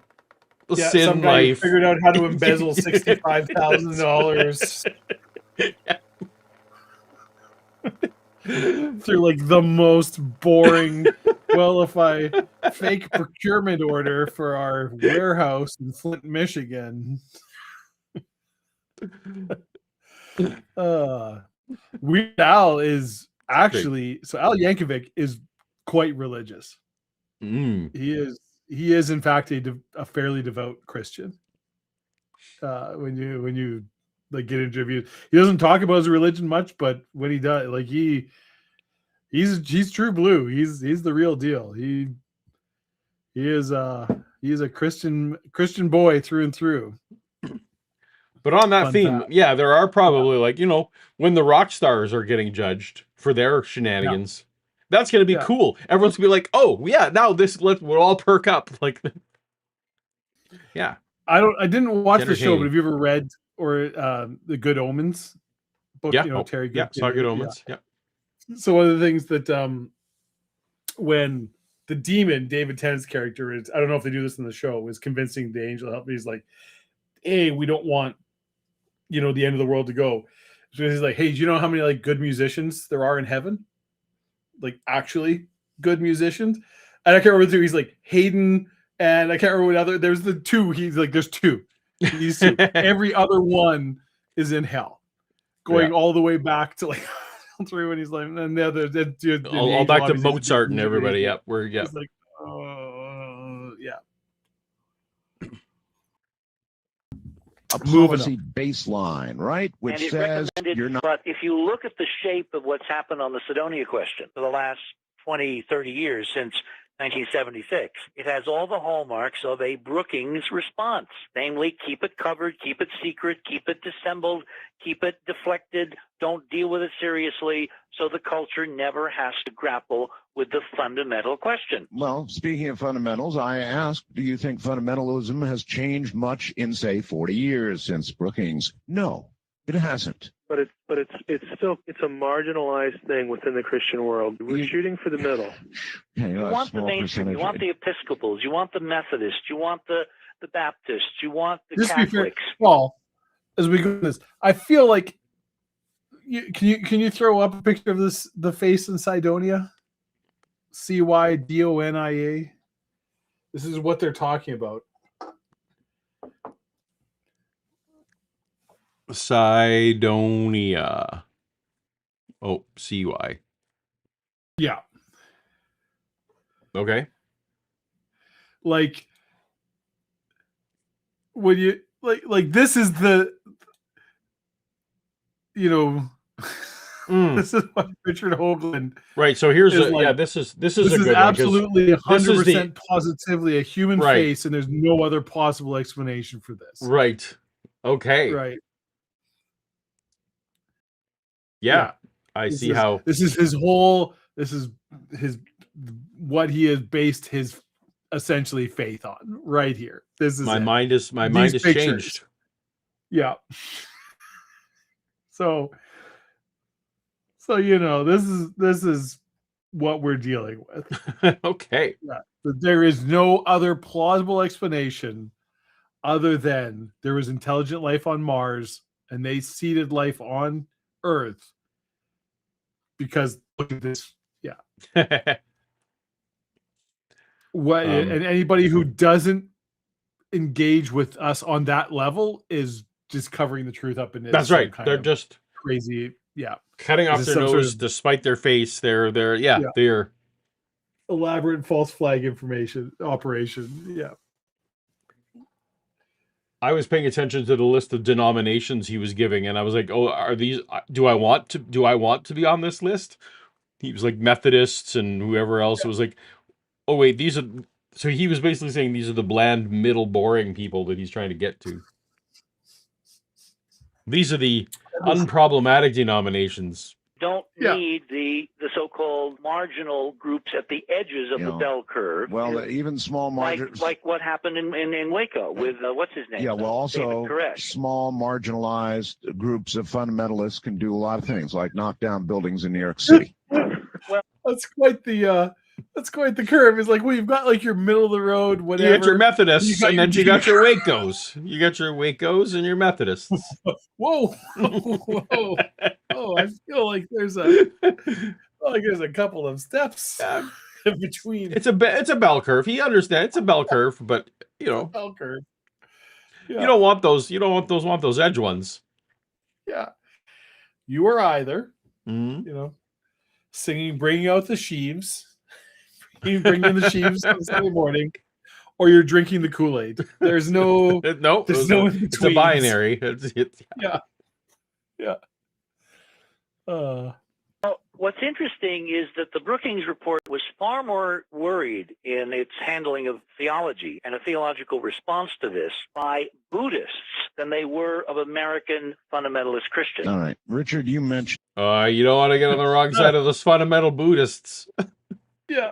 All right. And Archie's just like, yeah, all right. Buddhists. Yes. I have got Brookings. I went to my Bath library and found my Brookings document. I am sitting here, open to page 225. This is a fascinating paragraph, Art. And it says? It says, the fundamentalist and anti-science sects are growing apace around the world. Remember, this was written in 1959. And as missionary enterprises, they have schools and a good deal of literature attached to them. One of the important things is that where they are active, they appeal to the illiterate and semi-illiterate, including as missions, the preachers, as well as the congregation, and can pile up a very influential following in terms of numbers. I know that if someone actually said that on this program, they'd get a lot of really nasty emails. This is a government document, sir. Although I don't disagree. So, carry on. In 1959, let me emphasize that. Here's the part that's really intriguing. For them, meaning these fundamentalist anti-science sects as viewed by NASA, the discovery of other life rather than any other space product would be electrifying, since the main ones among space product. Any other space product. I agree. Other space product is going to be less impactful. Hey, Paul, what does your company do? We import space product. Oh, import products. What kind of products? Space product. Can you enumerate on that? No, product from space. Product from space. Yeah. What are you, fucking slow? Cause a real stir that one time we brought in that space product, and I mean not as much stir as if it had been life. But what is the difference between a space product he's describing and an empty box? I'm just curious.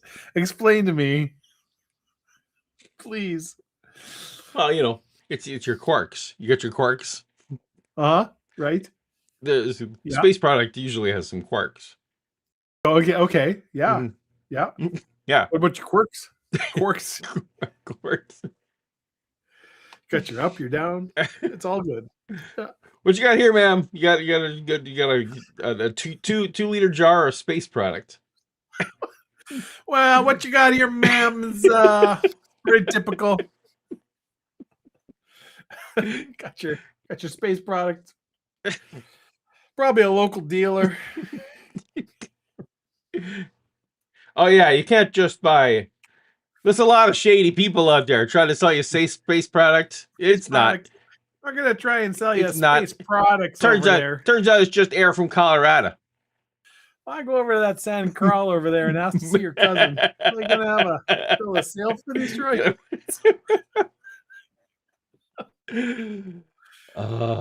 Greatest Star Wars fan film of all time. Absolutely.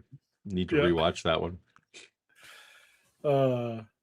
These sects are broadly international in their scope and are in some places a news source, the principal distributors of mass media materials, an important source of value interpretation, a central social institution, an education.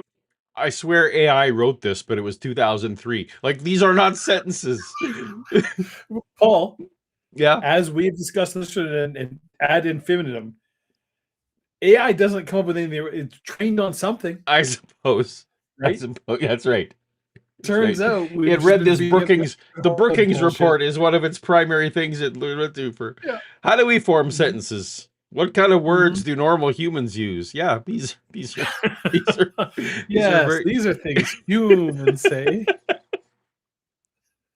Institution and so on. Some scattered studies need to be made both in their home centers and churches and their missions in relation to attitudes about space activities and extraterrestrial life. Yeah. Additionally, because of the international effects of space activities, and in the event of its happening, of the discovery of extraterrestrial life, even though space activities are not internationalized, it is very important to take account of other major religions. So, for example, you get your space product, you got your space activities. Yeah. Pretty typical stuff, really. Pretty typical stuff. You know, a lot of the space activities, they want to be international, but we want American space activities. I don't know what space activities they got going on in France and China and Japan. I don't want to know. Here in America, we do American space activities, okay? Maybe they got space activities in Argentina. I don't know and I don't want to know. Doesn't matter. First, you do your space activities. Then you get your gift shop. You get your space product. Your kids love it. You call it a day. Call it a day. Kids love it. Then you go back to the hotel and you go to the swimming pool. Everyone has a good time. And it comes with a toy. The kids are gonna love it. This year's American space product, ma'am. We don't do the foreign space product here. It's a pretty standard space product over here. Oh yeah, we got your. Oh yeah, no, that's how you can tell it's foreign because it says 2 liter. You don't want your 2 liter of. You want a gallon, ma'am. You want a gallon. A space product. Yeah, you're gonna watch. I love how we somehow have like it's just like Chicago / Minnesota. I started to sound like Dan Aykroyd. I understand. Yeah. Very much like Blue. This is Dan Aykroyd from Blues Brothers. It's you and I being like Dan, Canadian, pretending to be American. That's how that comes out. Yeah. A very specific region of America. Yeah, this is Fargo selling space products. Buddhist priests are heavily.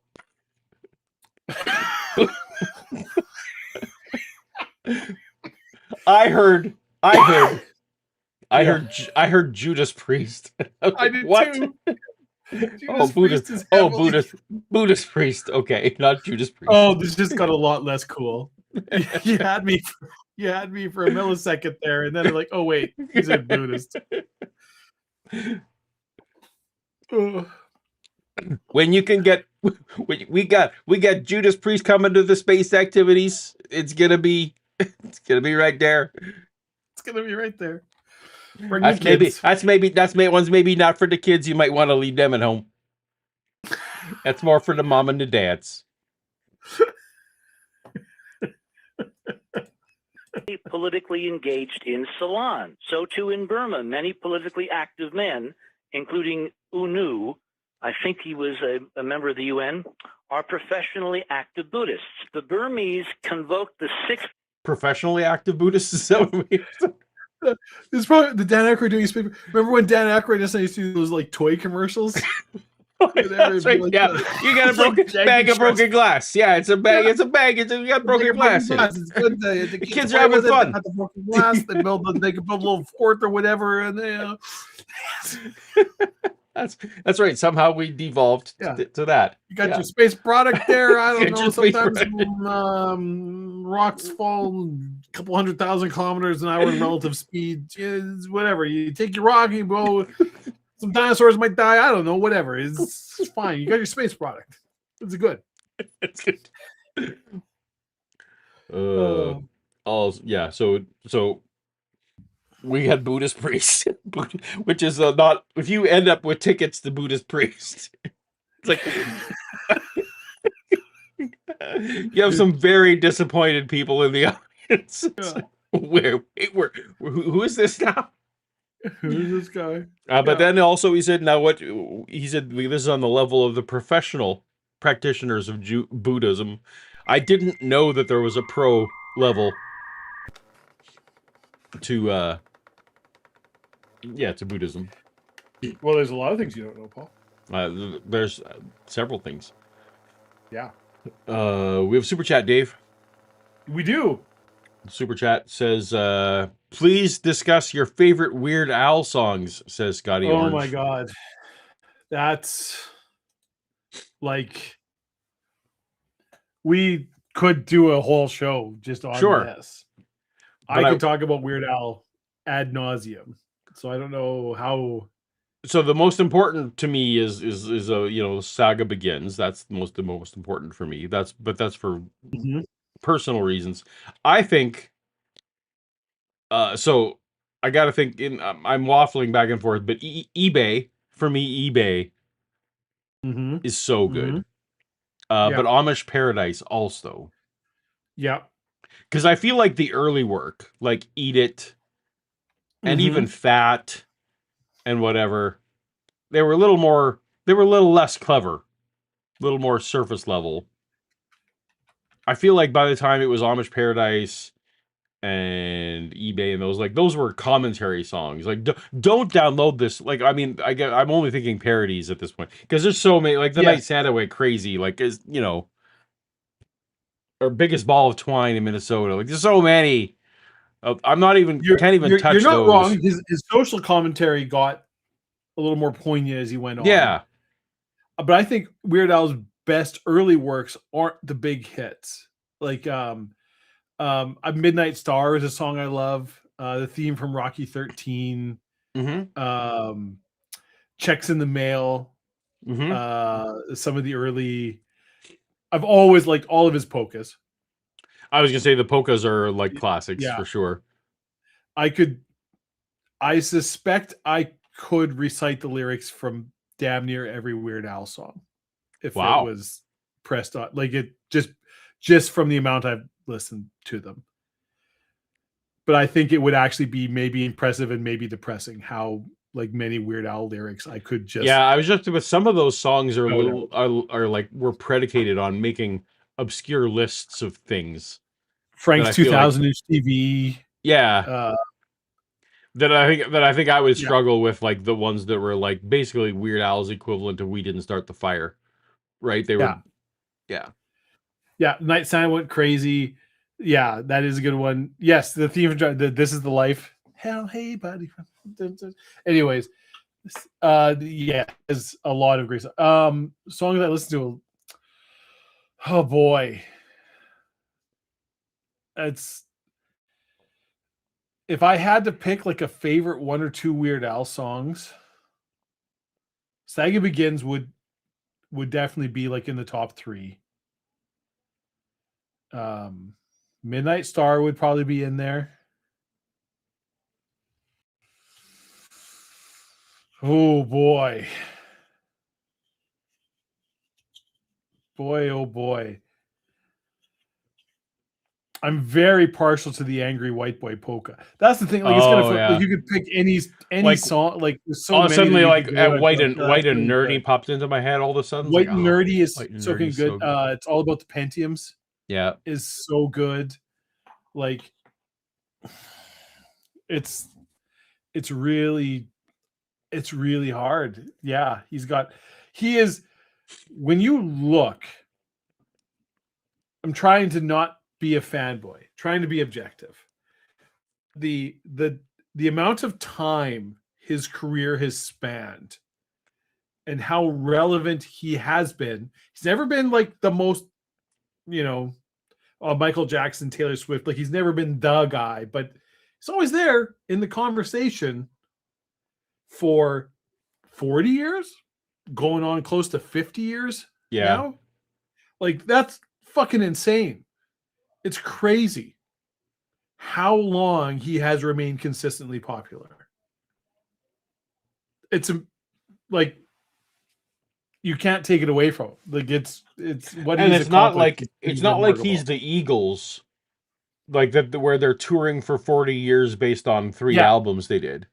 Yeah, they're just playing Hotel California and right, whatever the one with the crazy guitar solo that I can't remember the name of off the top of my head right now. But but they've been basically coasting for Jurassic Park, Friday in the Dark, and all the Weird Al TV things when he would take over Much Music and do like the whole show and do the fake interviews where he would take interview clips with Madonna. I loved or the Paul fake McCartney, interviews; whatever, those are so good. Al TV, that's where.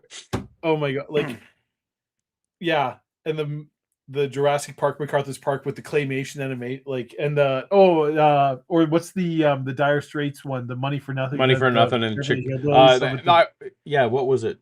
Beverly Hillbillies was the Beverly Hillbillies, Beverly, and he had the actual computer animation. Move on, movie star. Yeah.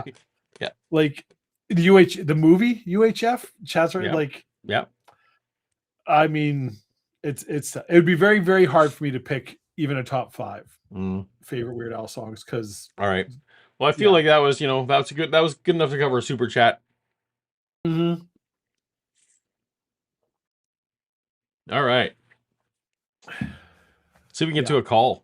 Great Buddhist Council, which brought together a huge international group of Buddhist lay and ecclesiastical leaders, and it seems likely that, at least in the case of Theravada Buddhism, with the wide participation of modern educated, politically active men, Buddhist beliefs and principles are being reinterpreted. We need, and we do not have, good observations or interpretive statements about the possible repercussions of space activities, etc., for these Buddhists.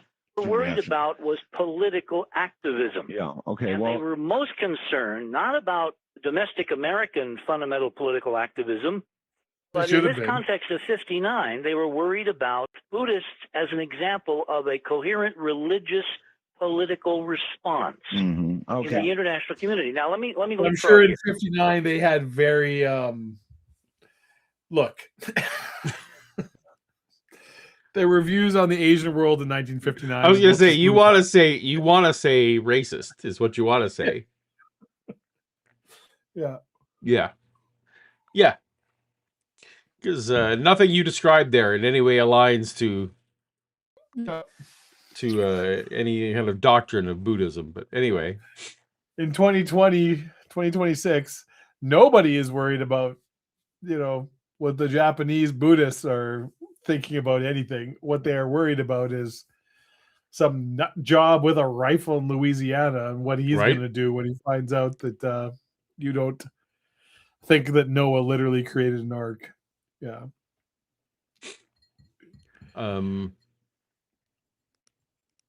Scotty was saying, I'm so sorry. The reason I ask is a good friend of mine passed away who was a huge fan, and their memorial's tomorrow. I'm so sorry for your loss, Scotty. Sorry with that. That is terrible. Terrible. But I'm glad you can celebrate Weird Al, and that's yeah. Great. Well, it's like, in a way, you're spoiled for choice. Like, it's hard to. It's literally hard to pick because there's so many good, and you could pick any of them, and they're all great. So many great songs. Absolutely. Yeah. It's when they wrote this, remember how they said that these missions overseas were the centers of education, publications, literacy, etc. Yes.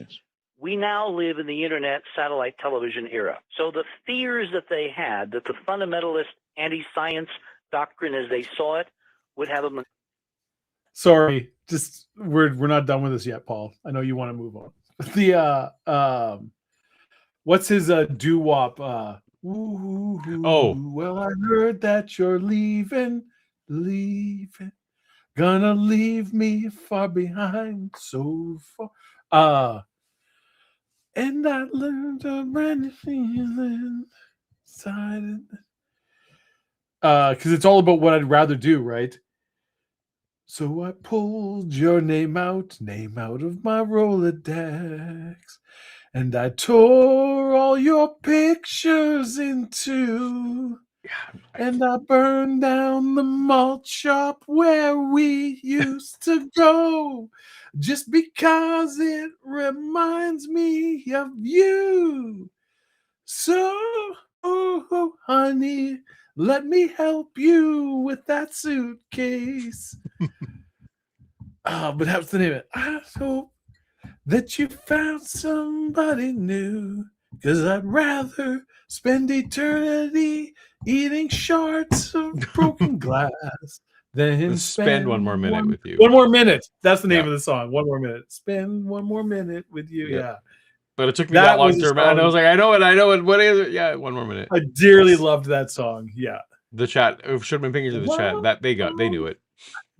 Jump naked in a huge pile of thumbtacks. Once again, now we're going to be demonetized because you so closely approximated the song. I'm not that drunk. I know I was singing that very poorly. Yeah. Watch, we're gonna get flagged tomorrow. Yep. Gonna get flagged. We might, but it won't be because of that. Someone Weird Al personally will be flagging us for Yes. creating a duplicate, for creating a substitute good for his song. I would be perversely proud of that if that actually happens. That's true. Yeah. Monopoly on their followers, on their parishioners, no longer obtains. There's a wide spectrum of communications now to these people, the same people we want to talk to. And what Mike and I are trying to do with this first conference is to get a groundswell going so people will engage in the conversation. And frankly, I think there's going to be an extraordinary... That's the trouble, is every song you're going to name, David, it's going to play in our ears. We know it. Yeah, it's the problem. ...conversation to engage in. My concern is with the broader evangelical world, okay? The Christian community, the academic Christian community, and there is a very large... Can you hear me? Yeah, I can hear you. You disappeared for a second. Yeah. Then we came back. Albuquerque. Yeah, it's like that. Albuquerque. Anyway, I wasn't doing that randomly. That was in response to a super chat from Albina. Rosina. And I was like, I'm not singing Albuquerque. That ain't. I was thinking of the whole song. Thank you, Rosina, for the encouragement. You shouldn't really. No. And Timothy Harmon. Now, if you asked us to sing "The Saga Begins," you probably could convince Paul and I to sing "The Saga Begins" if somebody super chatted enough. Not saying it would take a lot. It would take a lot, but maybe because that would be exactly 5 minutes of the show. You know, the whole thing. Yeah, it's like a long time ago. Don't start. The most amazing to me, if you're good at something, don't do it for free. Fact of that song, that's right. No feet for free. Mm-hmm. Is that he wrote that song never having seen a Phantom Menace based solely on spoilers. Yes, it was based on spoiler reports from fan sites and Usenet, such as theforce.net. That's right. Well, I mean, the whole fucking script was leaked before. Yeah, that was our fault. Yeah. But he trusted it enough. He trusted the rumors enough to put out the song. And it turns out he was like, there was no mistakes. Yeah, exactly. Yeah. Weird Al would love the shout out, says Timothy Harmon. We probably would. I've seen him in concert twice. Never met him really to have a conversation, but he's amazing in concert. Highly recommend anybody go. His music, like it's so tight. He also randomly goes on YouTube channels, like channels of various sizes. He's just on. Mm-hmm. Yep. Just kind of shows up. He's very much in the as they say, the side quest portion of his career where he doesn't care. He's just doing stuff. Yep. He's done everything he wants to do, and now he just kind of does what he feels like. Should have taken a left turn at Albuquerque. Says Olivia Williams, Purple Fairy, and Bugs Bunny. And Bugs Bunny. Indeed. Newport News. All right, Dave, are we gonna get to calls? I don't know. Maybe. Active What's your favorite Christian Bugs Bunny community cartoon? within- Paul? What's my favorite Bugs Bunny cartoon? I have two strong contenders in mind. I'm curious if either of them are your. So,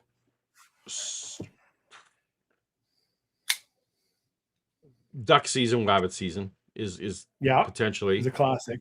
Classic. The one where he is conducting the orchestra and sends away for earphones. Like I didn't think of leaves that the one. glove. Yeah, That's a good one. The one where he turns out that he's the illustrator and is messing with Daffy and keeps like erasing him. right. Yeah. Those are the ones that immediately spring to mind. What about you? What's Opera Doc? Oh, that's the Spear same Magic one. Helmet. Oh no! Magic Oh no, Helmet. that's not the. It's a different one. Yeah, but you're right. That one's better than my opera one. Yep. Kill the 'cause it's wabbit. Kill the Seville. wabbit. Barbershop is Yeah. Seville. Yeah. Kill the wabbit. That one. The duck season, rabbit season, and the other one was the where there's the vampire. He like sleeping in the castle. Yeah. And he keeps doing the magical words and then like mixes them backwards. Twansylvania. Yeah, Twansylvania. Yeah. But probably my number one is the Spirit Magic Helmet, the What's Up Doc. Yeah. And I'll give you a sample. Oh, Boomhilda, you're so lovely. Yes, I know it. Anyways, yeah. The evangelical spectrum has always adapted to things like this. Let me just give you an example. The whole quantum model, the whole quantum physics thing. Initially, when that came out, it was like, oh, this is just the boogeyman. This is just a tremendous threat. I mean, once people started thinking about it, they realized, wow, this can really... They said, wow, I don't understand what you're talking about, is what happens when most people hear... What you're saying doesn't make any sense. So I'm hearing what you're saying, and it's fucking nonsense. I know for a fact that you are twice as smart as I am, but what you're saying is gibberish and nonsense. Yeah. That's what most people say when they hear about quantum theory. Ooh, hair-raising hair. That's another very good one. Yes. Yeah. Yes. Yeah. Give us a lot of insight onto a number of theological issues. And I think the ET thing, if Richard's right, if this actually pans out in a reality someday, once again, I think theism can sustain this. It has sustained many things. From a theistic perspective, we believe that God is the creator. He knows how the universe ticks. A lot of this, though, gentlemen, is going to depend on how this occurs. And many qualified guests have said to me, okay, Art, fine. If we get a signal from 10,000 light years away, and that's announced to the world will handle that reasonably well. Yes, there'll be a lot of speculation and nervousness and all that, but it'll be handled pretty well because it's 10,000 light years away, and we'll just have lots of questions about it like we do about religion anyway now. However, if there's something really traumatic and we're presented with the fact, for example, that we've been authored and tampered with for some time now, and that our genetic fathers just walked down that corrugated, unknown metallic thing there from the saucer. And these are our fathers. These are our creators. That would not be handled so well. Well, the first question a thinking Christian is going to ask is, how do we know that? How do you prove that? And what I usually get is, oh, well, there's the genetic similarity. Oh, well, there's a visual similarity. Well, hey, we got that on the planet Earth, and again, there's a logical disconnect to it. So what if there's a genetic similarity? That doesn't mean that one species created another. There is a significant disconnect here, but I have to agree with you, Art, that people aren't going to. I understand what you're saying. A lot of people aren't. That's Heiser going on record. It's like, Yeah. just in I case mean- this goes bad for us, I'm going to say it doesn't prove nothing. What do you feel about that argument, Paul? The idea that, like, okay, so like if, let's say, for example, Mhm. just throw a hypothetical out there. Yep. We find life on Titan or evidence of life on Titan. And it's genetically quite similar, whatever percentage you fill it in, 60, 70% genetically similar, uses the same essential DNA structure. Your TGA, I can't remember it. You know what I'm talking about. ATG. Right? AT. Yeah.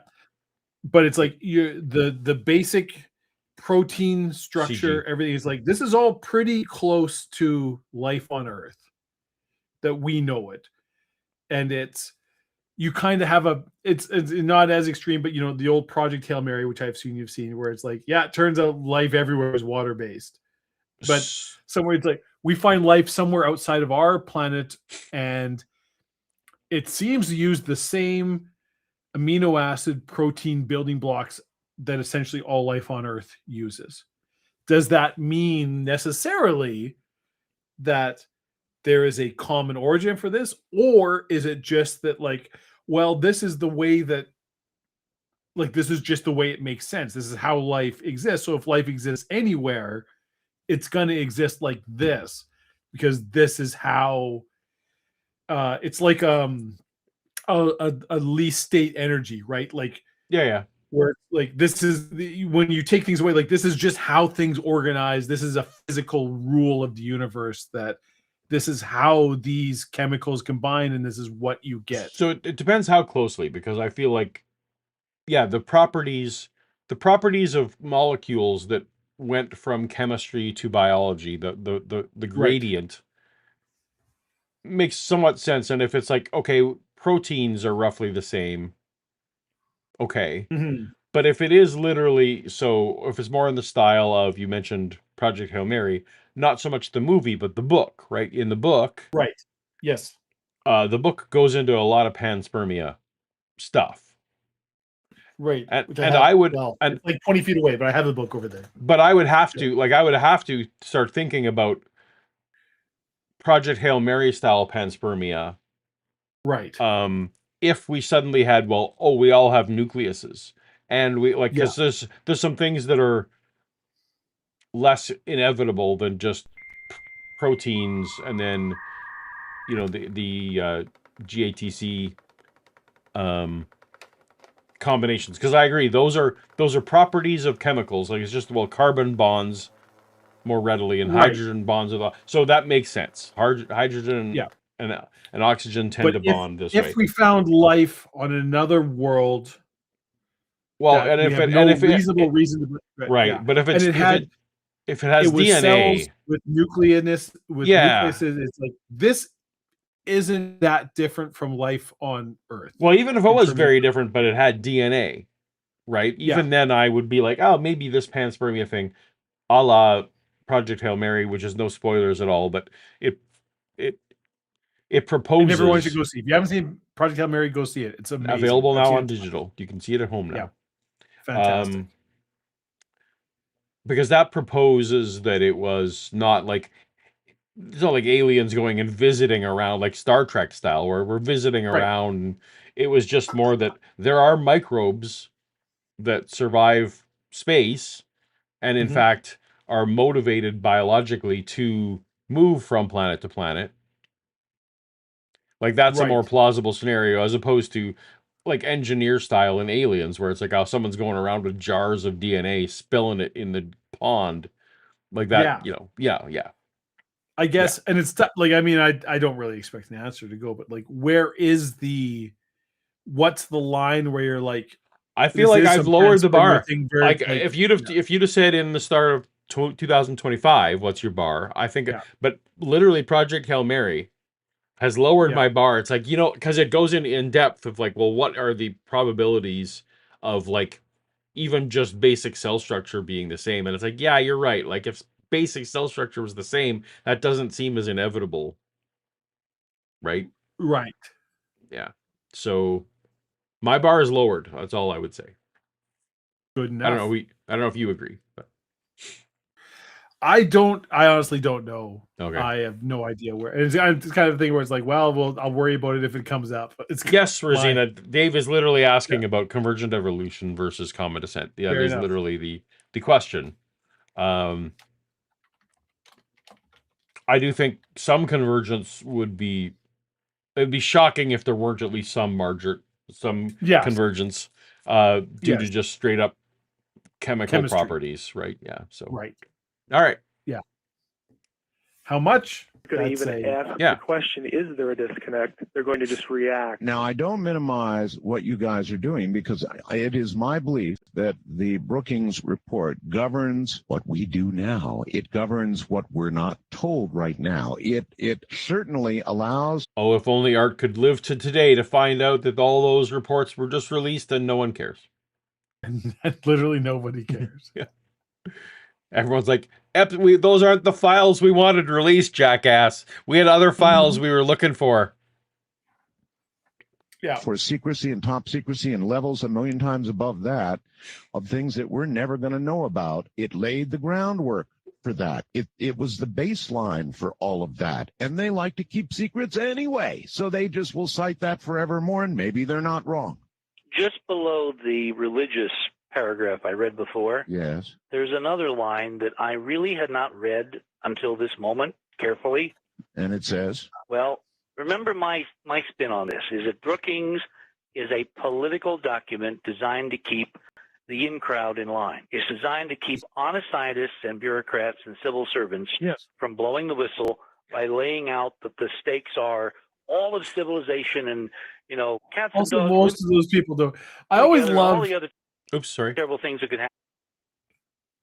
Fill in conspiracy theorist, or I don't know how you just alt history fringe scientist thing who vary, in my mind, incorrectly, and you can apply this to almost any field. Is the same would be like somebody who's like a really hardcore open source software that like big corp is blah blah blah whatever, just assuming that 90% of the world cares about what they care about, when in fact 0.08% of the world cares about what you care about, and most people are just living in like, no, I care about my mortgage, I care about right. People like, they don't want you to know. It's like, no, you could put this out in the vast majority of the world, nobody would care. It would make zero difference to the lives of almost every living human being on the planet Earth. It would just be a data point that, if they even heard it, would just be something filed and moved on and cared. I think the median of the reactions would be, huh? Yeah. Yes. Yeah. Just like, oh yeah. Huh. Yeah. Yeah. But just the and there's so many fields. It doesn't apply to this. Isn't specifically within the field of religion or conspiracy or whatever, but it's a phenomenon I found in many. Oh, for sure. People who care very much about a very fringe thing, that they believe that their amount of caring, and it's like, yeah, no, nobody else cares. No. Could be sports, could be whatever. Yeah. 60s anime knowledge, and it's just like, well, this and whatever. And it's like, yeah, nobody cares. Shut up, nerd. This is shut. No, it's get out of here. You go find a fucking girlfriend. Get out of here. Story laid out in Genesis, yes, all the way through the Middle Eastern, Sumerian, Assyrian, Babylonian, etc. And he's got the most astonishing surprise. Okay. Even for me. Richard, you're a cool cat, but I'm not sure there's any feline in you at all. So, by the way, I jumped ahead of it to see if we could get to a call. Yeah. Should we try Mike like that anyway. If you look at the face, of course, it's half humanoid and half, feline, actually. kind of feline. And so if there's a direct line, there ought to be a little bit of, somewhere, right? Richard, and Mike, if Brookings, just for the sake of discussion, if Brookings was right then and they're right now, and you Are there any calls? Have tackled. is our I don't know if there's origin any calls. negotiable? Well, theism is not negotiable. Okay, as far as what God did, when He did it, how He did it, the mechanism. These are all the things that within the scientific and the philosophical world as we know it now, quantum physics, all these other different views. This is why there is diversity even within the Christian community. The non-negotiable is theism that God created. The mechanism of creation. Some Christians embrace evolution. So that's more or less a no, right? Excuse me again? I mean, it's a non-negotiable. As far as God creating, that's not negotiable. The mechanism is negotiable. The mechanism is. So you think it's how negotiable? Let's see how negotiable you think it is. If we went to Mars and we found out that indeed that it had been populated and there was substantial, extremely strong evidence that we are Martians, for example. Is it not negotiable? Okay, what does the phrase "we are Martians" mean? That we're common ancestry? It means that we both descended from the same creator? No, not necessarily. What it means is that we came from Mars. We came from Mars. Mars was dying somehow. You haven't answered the question of how we came from Mars. All you've done with that question is to move who is the human species back one planet. It's the same question with the mechanism, which is historically been with. We had a migration. So we had a California gold rush to Earth. That doesn't change the fundamentals. What does change the fundamentals?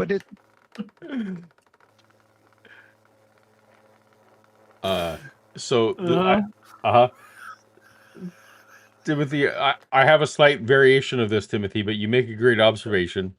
Timothy Harmon says, day after aliens revealed, will Alien QB join 2026 draft? Yeah. I also feel like there'll be a section of the population's like, what bathroom are they going to use? Yes. Yeah. What bathroom?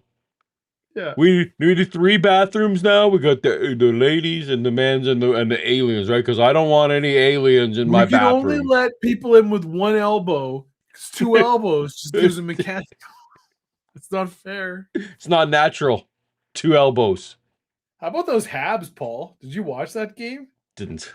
No. Oh my god! And in overtime, I mean, I know what happened. I saw things happen, but I didn't. It was one of the best it. hockey games I've seen in quite a while. Like it was, the team I was rooting for won, which makes it. But just the whole game, I was just like, oh my god! Like right there, I was on. Paul, let me tell you right now, I paid for the whole seat, but I only needed the edge.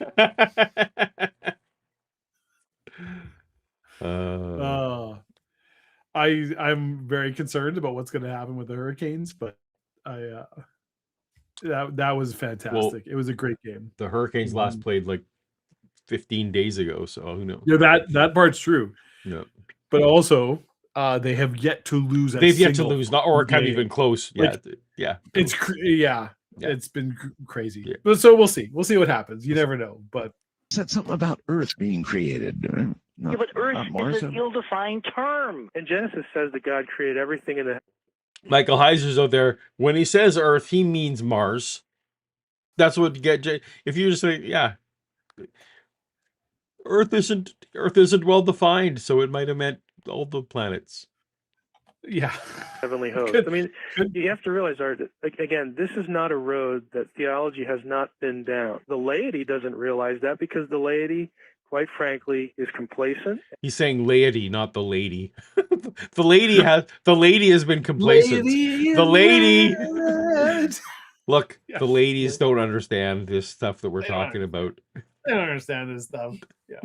Don't talk about this with the ladies because they don't get it. They're lazy. I love how he says lazy, but what he means is they have fucking lives to live and can't spend all their lives understand. You're like micro-analyzing, entertaining various hypotheticals about where or when our common ancestor may have diverged. Just with gonna aliens. Go ahead and guess you don't have 2 or 3 kids, Mike. That's because if you do, you're probably not like, well, you're just being lazy. Are we? Or do I get 4 hours of sleep a night between work and kids and life and making lunches and doing all this shit, and I don't have time to? You don't sound like someone whose boss is on their ass if you show up 5 minutes late. Yeah. Where's the goddamn welcome menu for? Yeah. Yes. The negative way of saying that is there. You sound like someone who makes their living going to conventions and selling books about aliens. It's this right here, this whole attitude, it drives me crazy. It's just like, well, you don't look into it. It's like nobody has the time, or like what you're talking about does not matter. God bless you. What you're doing great, but this does not matter. Nobody cares. People, the goddamn price of milk has gone up by whatever percent in the last 20 years. That's what people care about. They don't care about your face on Mars thing. And then to say, and just the arrogance. Yeah, they're just lazy. The lay people in the congregation are lazy. It's like, no, they have real problems with real lives and real things. They have better shit to do than worry about whether Genesis chapters 1 to 11 are historically accurate or Anyway. Or when they think about God, they're like, well, why did God give my brother cancer? Is maybe like more important to them. Yeah. This is a very prescient question. Yeah.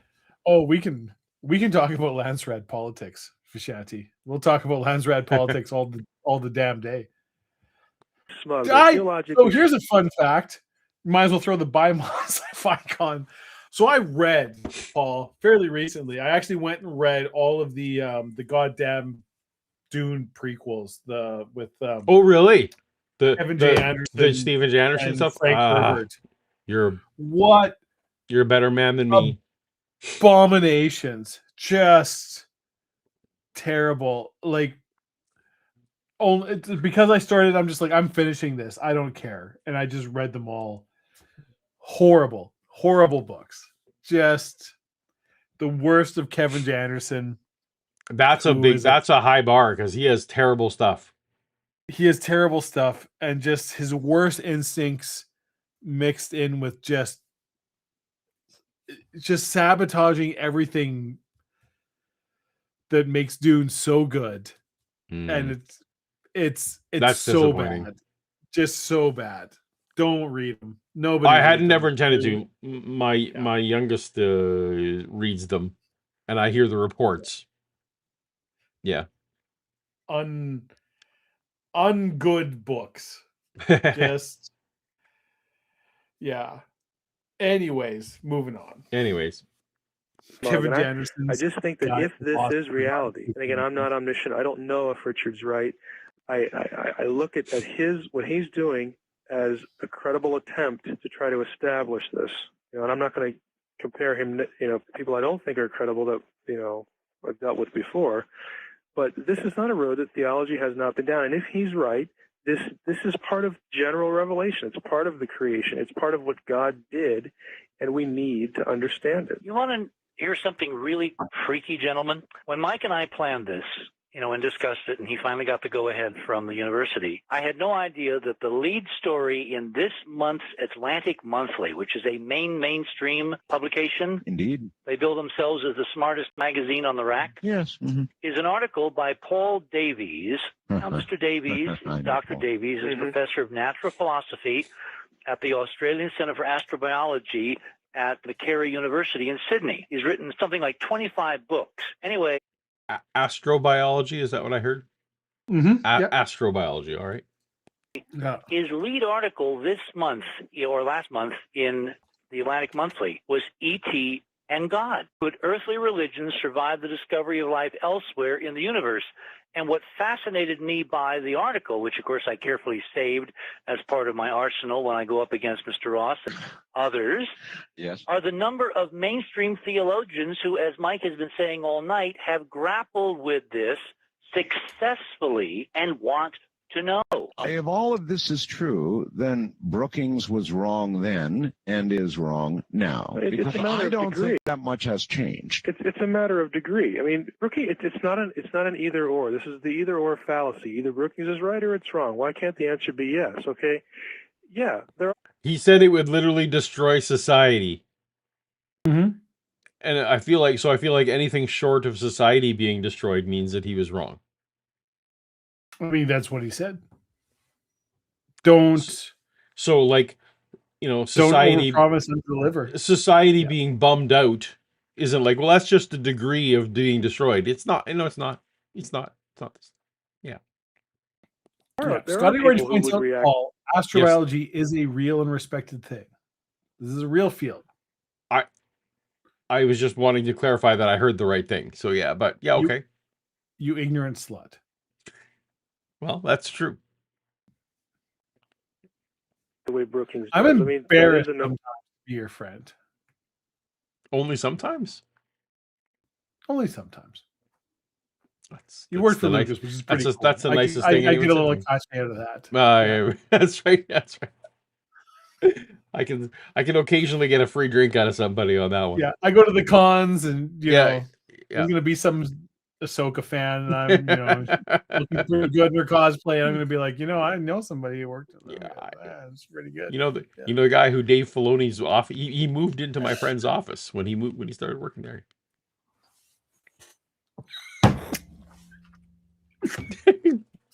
I'm choking. Yep. Yeah. It's true though. Be like, where Pablo got his start. Yep. Yeah. I knew him before he was cool. They moved us from Skywalker Ranch to Presidio. Yes, I remember. And that when I left Skywalker Ranch, Dave got my office. Mm-hmm. Bugger. Brainer. I mean, it just they're going to be. And now he's in charge over there. Yeah. How's the Mandalorian Grogu doing in the box office, Dave? It's just started tonight, but I'm guessing poorly. Poorly is the answer. I don't even need to know. No. Don't need to see the numbers. I know the answer. Yeah. It's not good. Paul, I need to take a bio break. Okay. All right.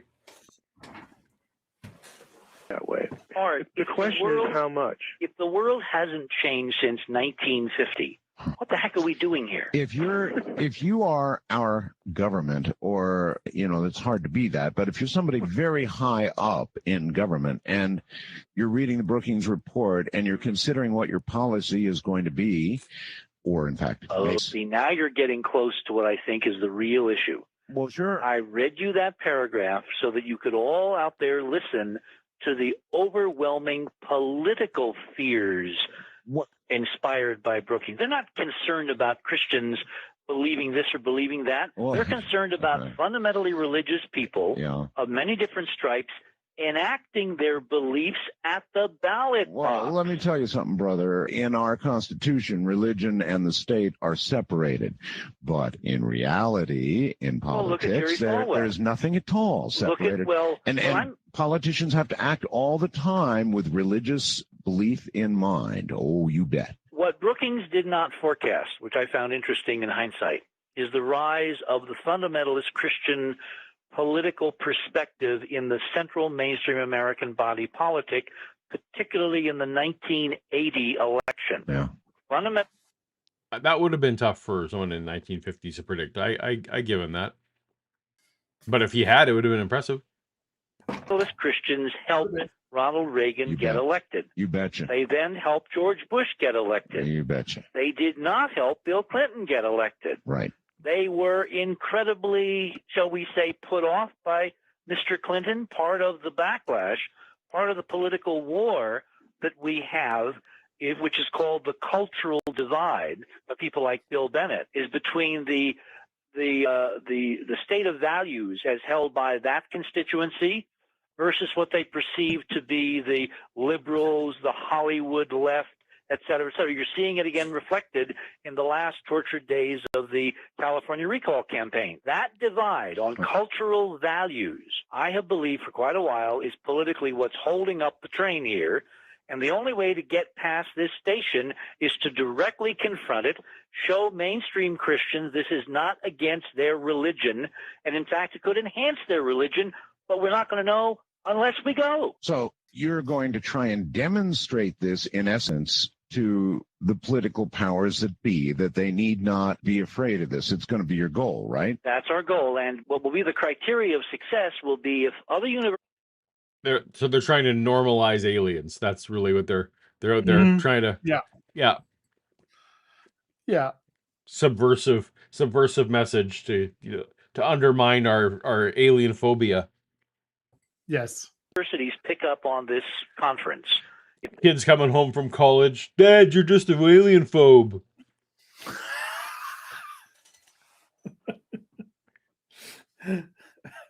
It was early wokeness. Yeah. It's going to be, you have to, is this going to be like grandpa in the corner? Like, just, it's, just let him, he has some opinions about Italians. Just let him. I'm really, look, beeps Lazoid. My grandpa's a little racist.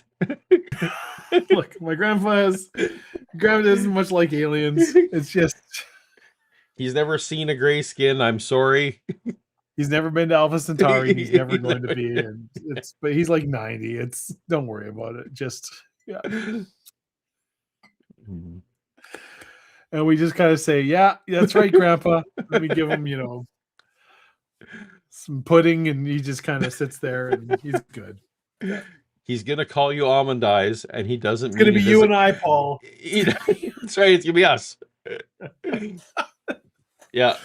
My day, people only had 2 arms. Why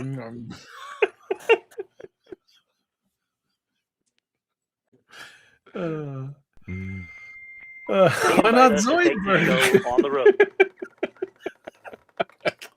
That's tremendous. I love the clacking. Very good, Rosita. Very good. Ahead. Yeah, that is one of my. I use that line all the fucking time. That's a super chat. That's perfect. I can put. Why not Zoidberg? Everyone and the other ASCII the artist line I use all the time is the once again the sandwich hemorrhage portfolio pays off for the hungry investor.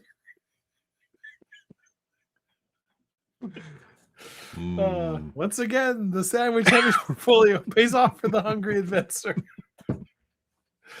All right, Dave, we got 2 minutes left in this file. Do you think we can get there? I think we can get there. Maybe, are we going to finish a file for maybe the first time in our? Yeah, well, it's not the first time, but yeah, I think we're going to get there. Mainly because I jumped ahead very far, and they're still talking about the same. They're still talking about the same thing. Booking report. Yeah, it's very hard to care about anything these people are saying. I'm trying to. But, they're not even putting forth any crazy theories. They're just saying no. They're trying to say that humanity would have a problem, but also simultaneously not have a problem. It's like, well, which is it? LA to Podunk, you in Iowa, wherever. We will know we've got something by the tail, that the interest of the body politic is bigger. Well, I certainly agree that is your goal. I'm just thinking, though, that you're going to run into a brick wall, and I could be wrong. I could be, but I don't think I am. Hey, you've got a front row. Art is usually, this is what's crazy about it. Art is usually the yes and guy. Yes. Normally, Art is yes and whatever you said. Absolutely, let's go there. What also if? Yeah. Ghosts. Right? Tonight, he's like, you don't understand people. Yeah. Look, you're trying to sell your conference, and I'm trying to help you. What you are saying is not going to sell a single fucking ticket. That's right. Let me tell you, this is what actual people, by which I mean people, care about, and it's not any of the things you're saying. Oh my goodness! What happened? Panels, I have like a light panel. Yes. It just, I guess, burnt out. Like it just turned off. Stopped. It was on and then turned off. Just I'm now. guessing it didn't burn out, but yeah, okay. Or the switch or something broke on it. Or the an switch, LED or thing, so probably not. Yeah, who knows? mine are Weird. very prone to. We have brownouts here a lot, and mine are very prone to. Well, I that. have 3 around. Oh, me. and just one went out. Just one went out. No, okay, So, you know, all right. Well, probably aliens. probably. Not We saying can it's still- aliens, but We can still see you, so don't do anything embarrassing. We can still see you. yes. Seat, my friend. You know, Art, one of the Yeah. things that, Richard has had a lot of experience, like he said, with CBN and so on and so forth. But one of the things that I think that Richard took from Roswell, and he's alluded to it tonight, is, again, being in. I think when he says Richard took from Roswell, he doesn't mean that Richard actually broke in and took something. No. I hope. Well, although that would make it more interesting. I mean, maybe, yeah. I would actually be that. Richard Yeah. Hoagland would be a lot cooler in my mind if he did that and didn't just, Although they argue did that bullshit. in the one of the Venom movies. They went to Roswell and stole shit, and that was boring. But I've only seen the first Venom movie. yeah, but you know what, Dave? There is only one Venom movie. You're in luck. And that's moved on. I've never heard anything that'd be like, You're in luck. Yep. Yep. Good in stuff. this environment where you have, Christians discussing these issues and seeing the openness. Well, one thing it will not be is boring. I guarantee you that. Well, I am preparing a special paper. I've never done this before in this because Oh my I've never goodness. had. It has not been the time for the critical mass that I. Not just any paper, Paul. It's a special paper. He's Oh, it's a preparing special paper. It's a it. Yeah. it's a very heavy stock. Yeah. think we've now achieved. Yes. So I have titled my talk very provocatively for certain people, "The Gods of Sidonia," knowing that I see you didn't look at my face. Based on fucking nothing. Let's throw that out there. And God, I we shall hate Richard go Hoagland. from there. The gods of Sidonia. And that is an updated title too. Yeah, The last just couple like there's no weeks. second You Highlander movie. Yeah, it's the same thing. Yeah. Yeah. You should have made a sequel, but too bad they didn't. Yeah. Too bad. Threw that in to totally plaster somebody. Oh my. Well, all right. It has been a pleasure That should having be. you both on. I haven't heard anything for a while. The Henry Cavill Highlander thing should be back on track and coming out here at some point. There's been a trailer, Dave. Has there? Oh shit! I haven't seen it. Paul, I'm an ignoramus. I'm grossly.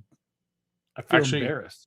Was it a trailer? Yeah, it was a trailer. Yeah. Was it a full trailer or just like a little? No, it was a teaser? little teaser. It was a little like a yeah. Little stinger, a little hint. Yeah. Not like a full theatrical trailer. Yeah. No, I think there was just a little stuff released at CinemaCon this last like a month or two ago, whatever it was. Well, there we go. No, so they've wrapped. It's done. Like they're in. Yeah. They're in post. Well, I knew that. I knew filming had wrapped, so I'm like, it should be. I haven't heard of a release date or anything. Yeah, I actually don't. I don't know if it's this calendar year. I hope so, because that'd be great. It'd be great. It'd be great. Hopefully, I have every confidence. me too. That's one Is we there might have just- to for that special occasion. Oh, just like arranged to be in the same city at the same time. We might have to coordinate our schedules a bit because you and I both have a deep burning. I'm in for love. this. I'm in for this idea. Yeah. Yeah, Meet, and meet up. Meet up in Calgary or something. I'm not totally tired of you yet. So maybe somehow we can make it work. Maybe. Fair enough. Maybe. We have a If it's super being chat. released this calendar year, that actually might be tough to make happen. I've kind of burned through my holidays for this year. Oh, Scotty. No, we can't do the whole song. That's too much. Can't we? Well, we could, but it seems like anyway.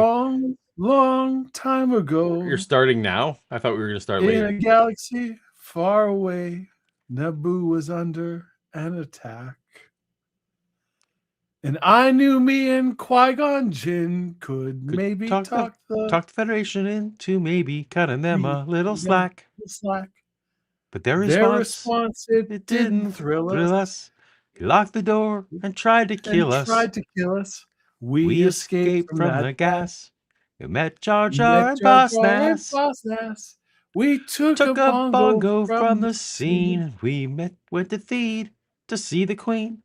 We all wound We up on all tattooing tattooing. That's where where we we found found the found this boy. boy. Oh And my, oh they were my, singing, Miss my, this here Anakin guy. Maybe Vader someday later. Now he's just a small fry. Bling. He He left left his home and kissed his mommy home with his goodbye, mama goodbye, singing singing soon I'm soon gonna I'm be a a Jedi. Jedi. We can't get on the Soon same I'm gonna time. be a Jedi. A Yeah, there's Jedi. delay. Do. Did you Did know you this see this junkyard slave isn't isn't even even old old enough enough to to shave? shave? But But he he can can use the use the force, force, they you know. say. They say. That's right. Oh shoot. And you Oh, do you see him hitting on the queen? yes. Even he's just He's 9 just and 9 and she's 14. Yeah, Well, he's he's probably probably gonna gonna marry marry her her someday. someday. Well, I know he built C-3PO, and I And I heard how fast his heard pod can go. we all So we were broke. It's true. So we're we all made a like wager or two. we made a wager or two. Oh, he I was feel a like that's. teenage. I feel like we've proven the point there. Yeah. Teenage All flying right. ace of the minute. Jabba started off that race. Well, I knew who would win first place. Oh yeah, it was that boy. Bop, bop, bop. My, this here Anakin guy. Maybe Vader someday later. Now he's just a small fry. He left his home and kissed his mama goodbye, singing, soon I'm gonna be a Jedi. Soon I'm gonna be a Jedi. Yes, the original version is also very good. I'm a big Don McLean fan. That's enough. That's enough. Two verses and two choruses. That's enough. You know, we're And I'm still here, and he's a ghost. Yes. And he's a ghost. Oh, I guess I will train this boy. The boy will just move right to the end. Same chorus. Yep. All right. Yeah. Thank you, Scotty, for the encouragement and the generous super chats. And I hope you have a great day tomorrow. Yes. I hope you have an excellent memorial for your friend. And apparently the Art Bell episode just ended while we were doing that. So we're done. Yeah, well, whatever. They weren't saying anything new. No, he said it was good to see us. So it was, he was already shooing them away. Mm-hmm. Go buy tickets to your stupid talk that no one cares about. Yes. I mean, kind of. I feel like this episode may not have sold as many tickets as they were originally hoping. Yeah. Yeah. We could so Paul cut this out. Every commercial break, everything, they were just like flogging hard the tickets for hey, tickets are on sale at this, come buy tickets to our thing, go do a thing. It's like, yeah. Turns out sell a lot more tickets if you have something interesting to say. Yep. It's a fun fact. Throwing that out there. Or if at least you got the host to be interested. You can't go on a podcast and bore the podcast host. You're not gonna win that way. It's not gonna. I went on Joe Rogan and he said, "Who gives a shit?" Oh, great. What are you even talking about? Yeah. All right, Dave. Do you have a joke for us today? Oh, Paul. Do I have a joke? Right. That's a thing we do. Okay. Yes. We've had some drinks. So I'm going to tell this joke. All right. Paul. Yes, Dave. There's a horrible accident. And 4 nuns die in a terrible motor vehicle accident all at the same time. Okay. And so these 4 nuns end up at the pearly gates waiting in line to get in, there with St. Peter. Right. And so he talks the first time. He's like, well, do you have any sins you want to confess before we play the videotape of you? Worthy to be entered into heaven. Yeah. And she says, well, if I'm being honest, there was one night Father Michael was incredibly lonely, and I gave him a quick hand job to comfort him. And St. Peter says, "Whew, well, that's that's not great, but," he goes, "you confessed it, so go wash your hands in that fountain of holy water over there. Say 4 Hail Marys and 10 Our Fathers, and you can go into heaven." She says, "Okay." She Okay. goes and washes her All right. hands, Mhm. says these prayers, goes through the pearly gates. He goes to the second nun and says, "Do you have anything to confess before you move on to eternal paradise?" And she says, "Well, if I'm being totally honest with you, St. Peter," he goes, "I once used my breasts to stimulate Father Michael on a night when he was feeling very lonely and alone, and he ended up ejaculating all over them." He says, "Whew, well, that's not great, but it's not the worst." He goes, "Go wash your chest in the fountain of holy water over there. Go say 20 Hail Marys, 30 Our Fathers, and you can go into the holy city." And so she does this.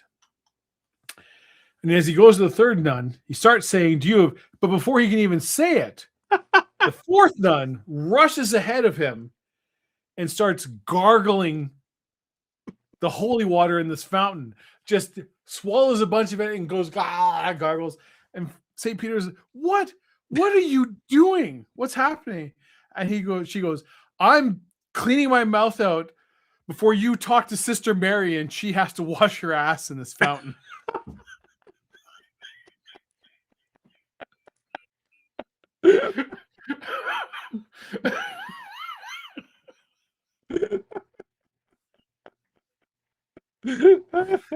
That's better than I thought it was going. That's well done. A little spicier than some of the jokes we tell. It at the is a end. little spicier, but also it gave me just enough of a twist at the end because I kind of but it was Yeah. Yeah. Turns out Father Michael, well, he's a bit of a dirty dog. He's gonna need more than a little sponge bath up there. I don't know if he's getting it at all. I'm gonna be honest. All Yeah, right, but Paul. his videotape is more fun to watch than other people's. So It definitely is. Nobody's gonna care about whatever stupid things you got going on. Yeah. Yeah. Oh, cool. You've clicked on Pornhub 5 times. Great. Did you see what Father Michael was up to? Father Michael doing? He was banging nuns 3 at a time. All right. Well, thank you so much, everyone, for we hope of the trivia success. Tumblr Club, we will get that sorted. And we'll go from there. And thanks. Yes. Teaser, Paul, always leave them wanting more. Yeah. There's even more in the works. There's exciting things coming to Toast you don't even know about. You can't even imagine. Just, hang out. Come on. Stick with us on this journey. That's right. You're gonna maybe Dave will get a beagle.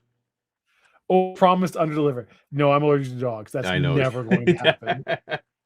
All right. Good night, everyone. All right. Later.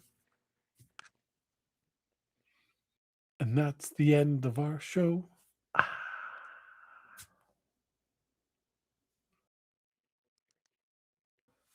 And we're done. And we're done.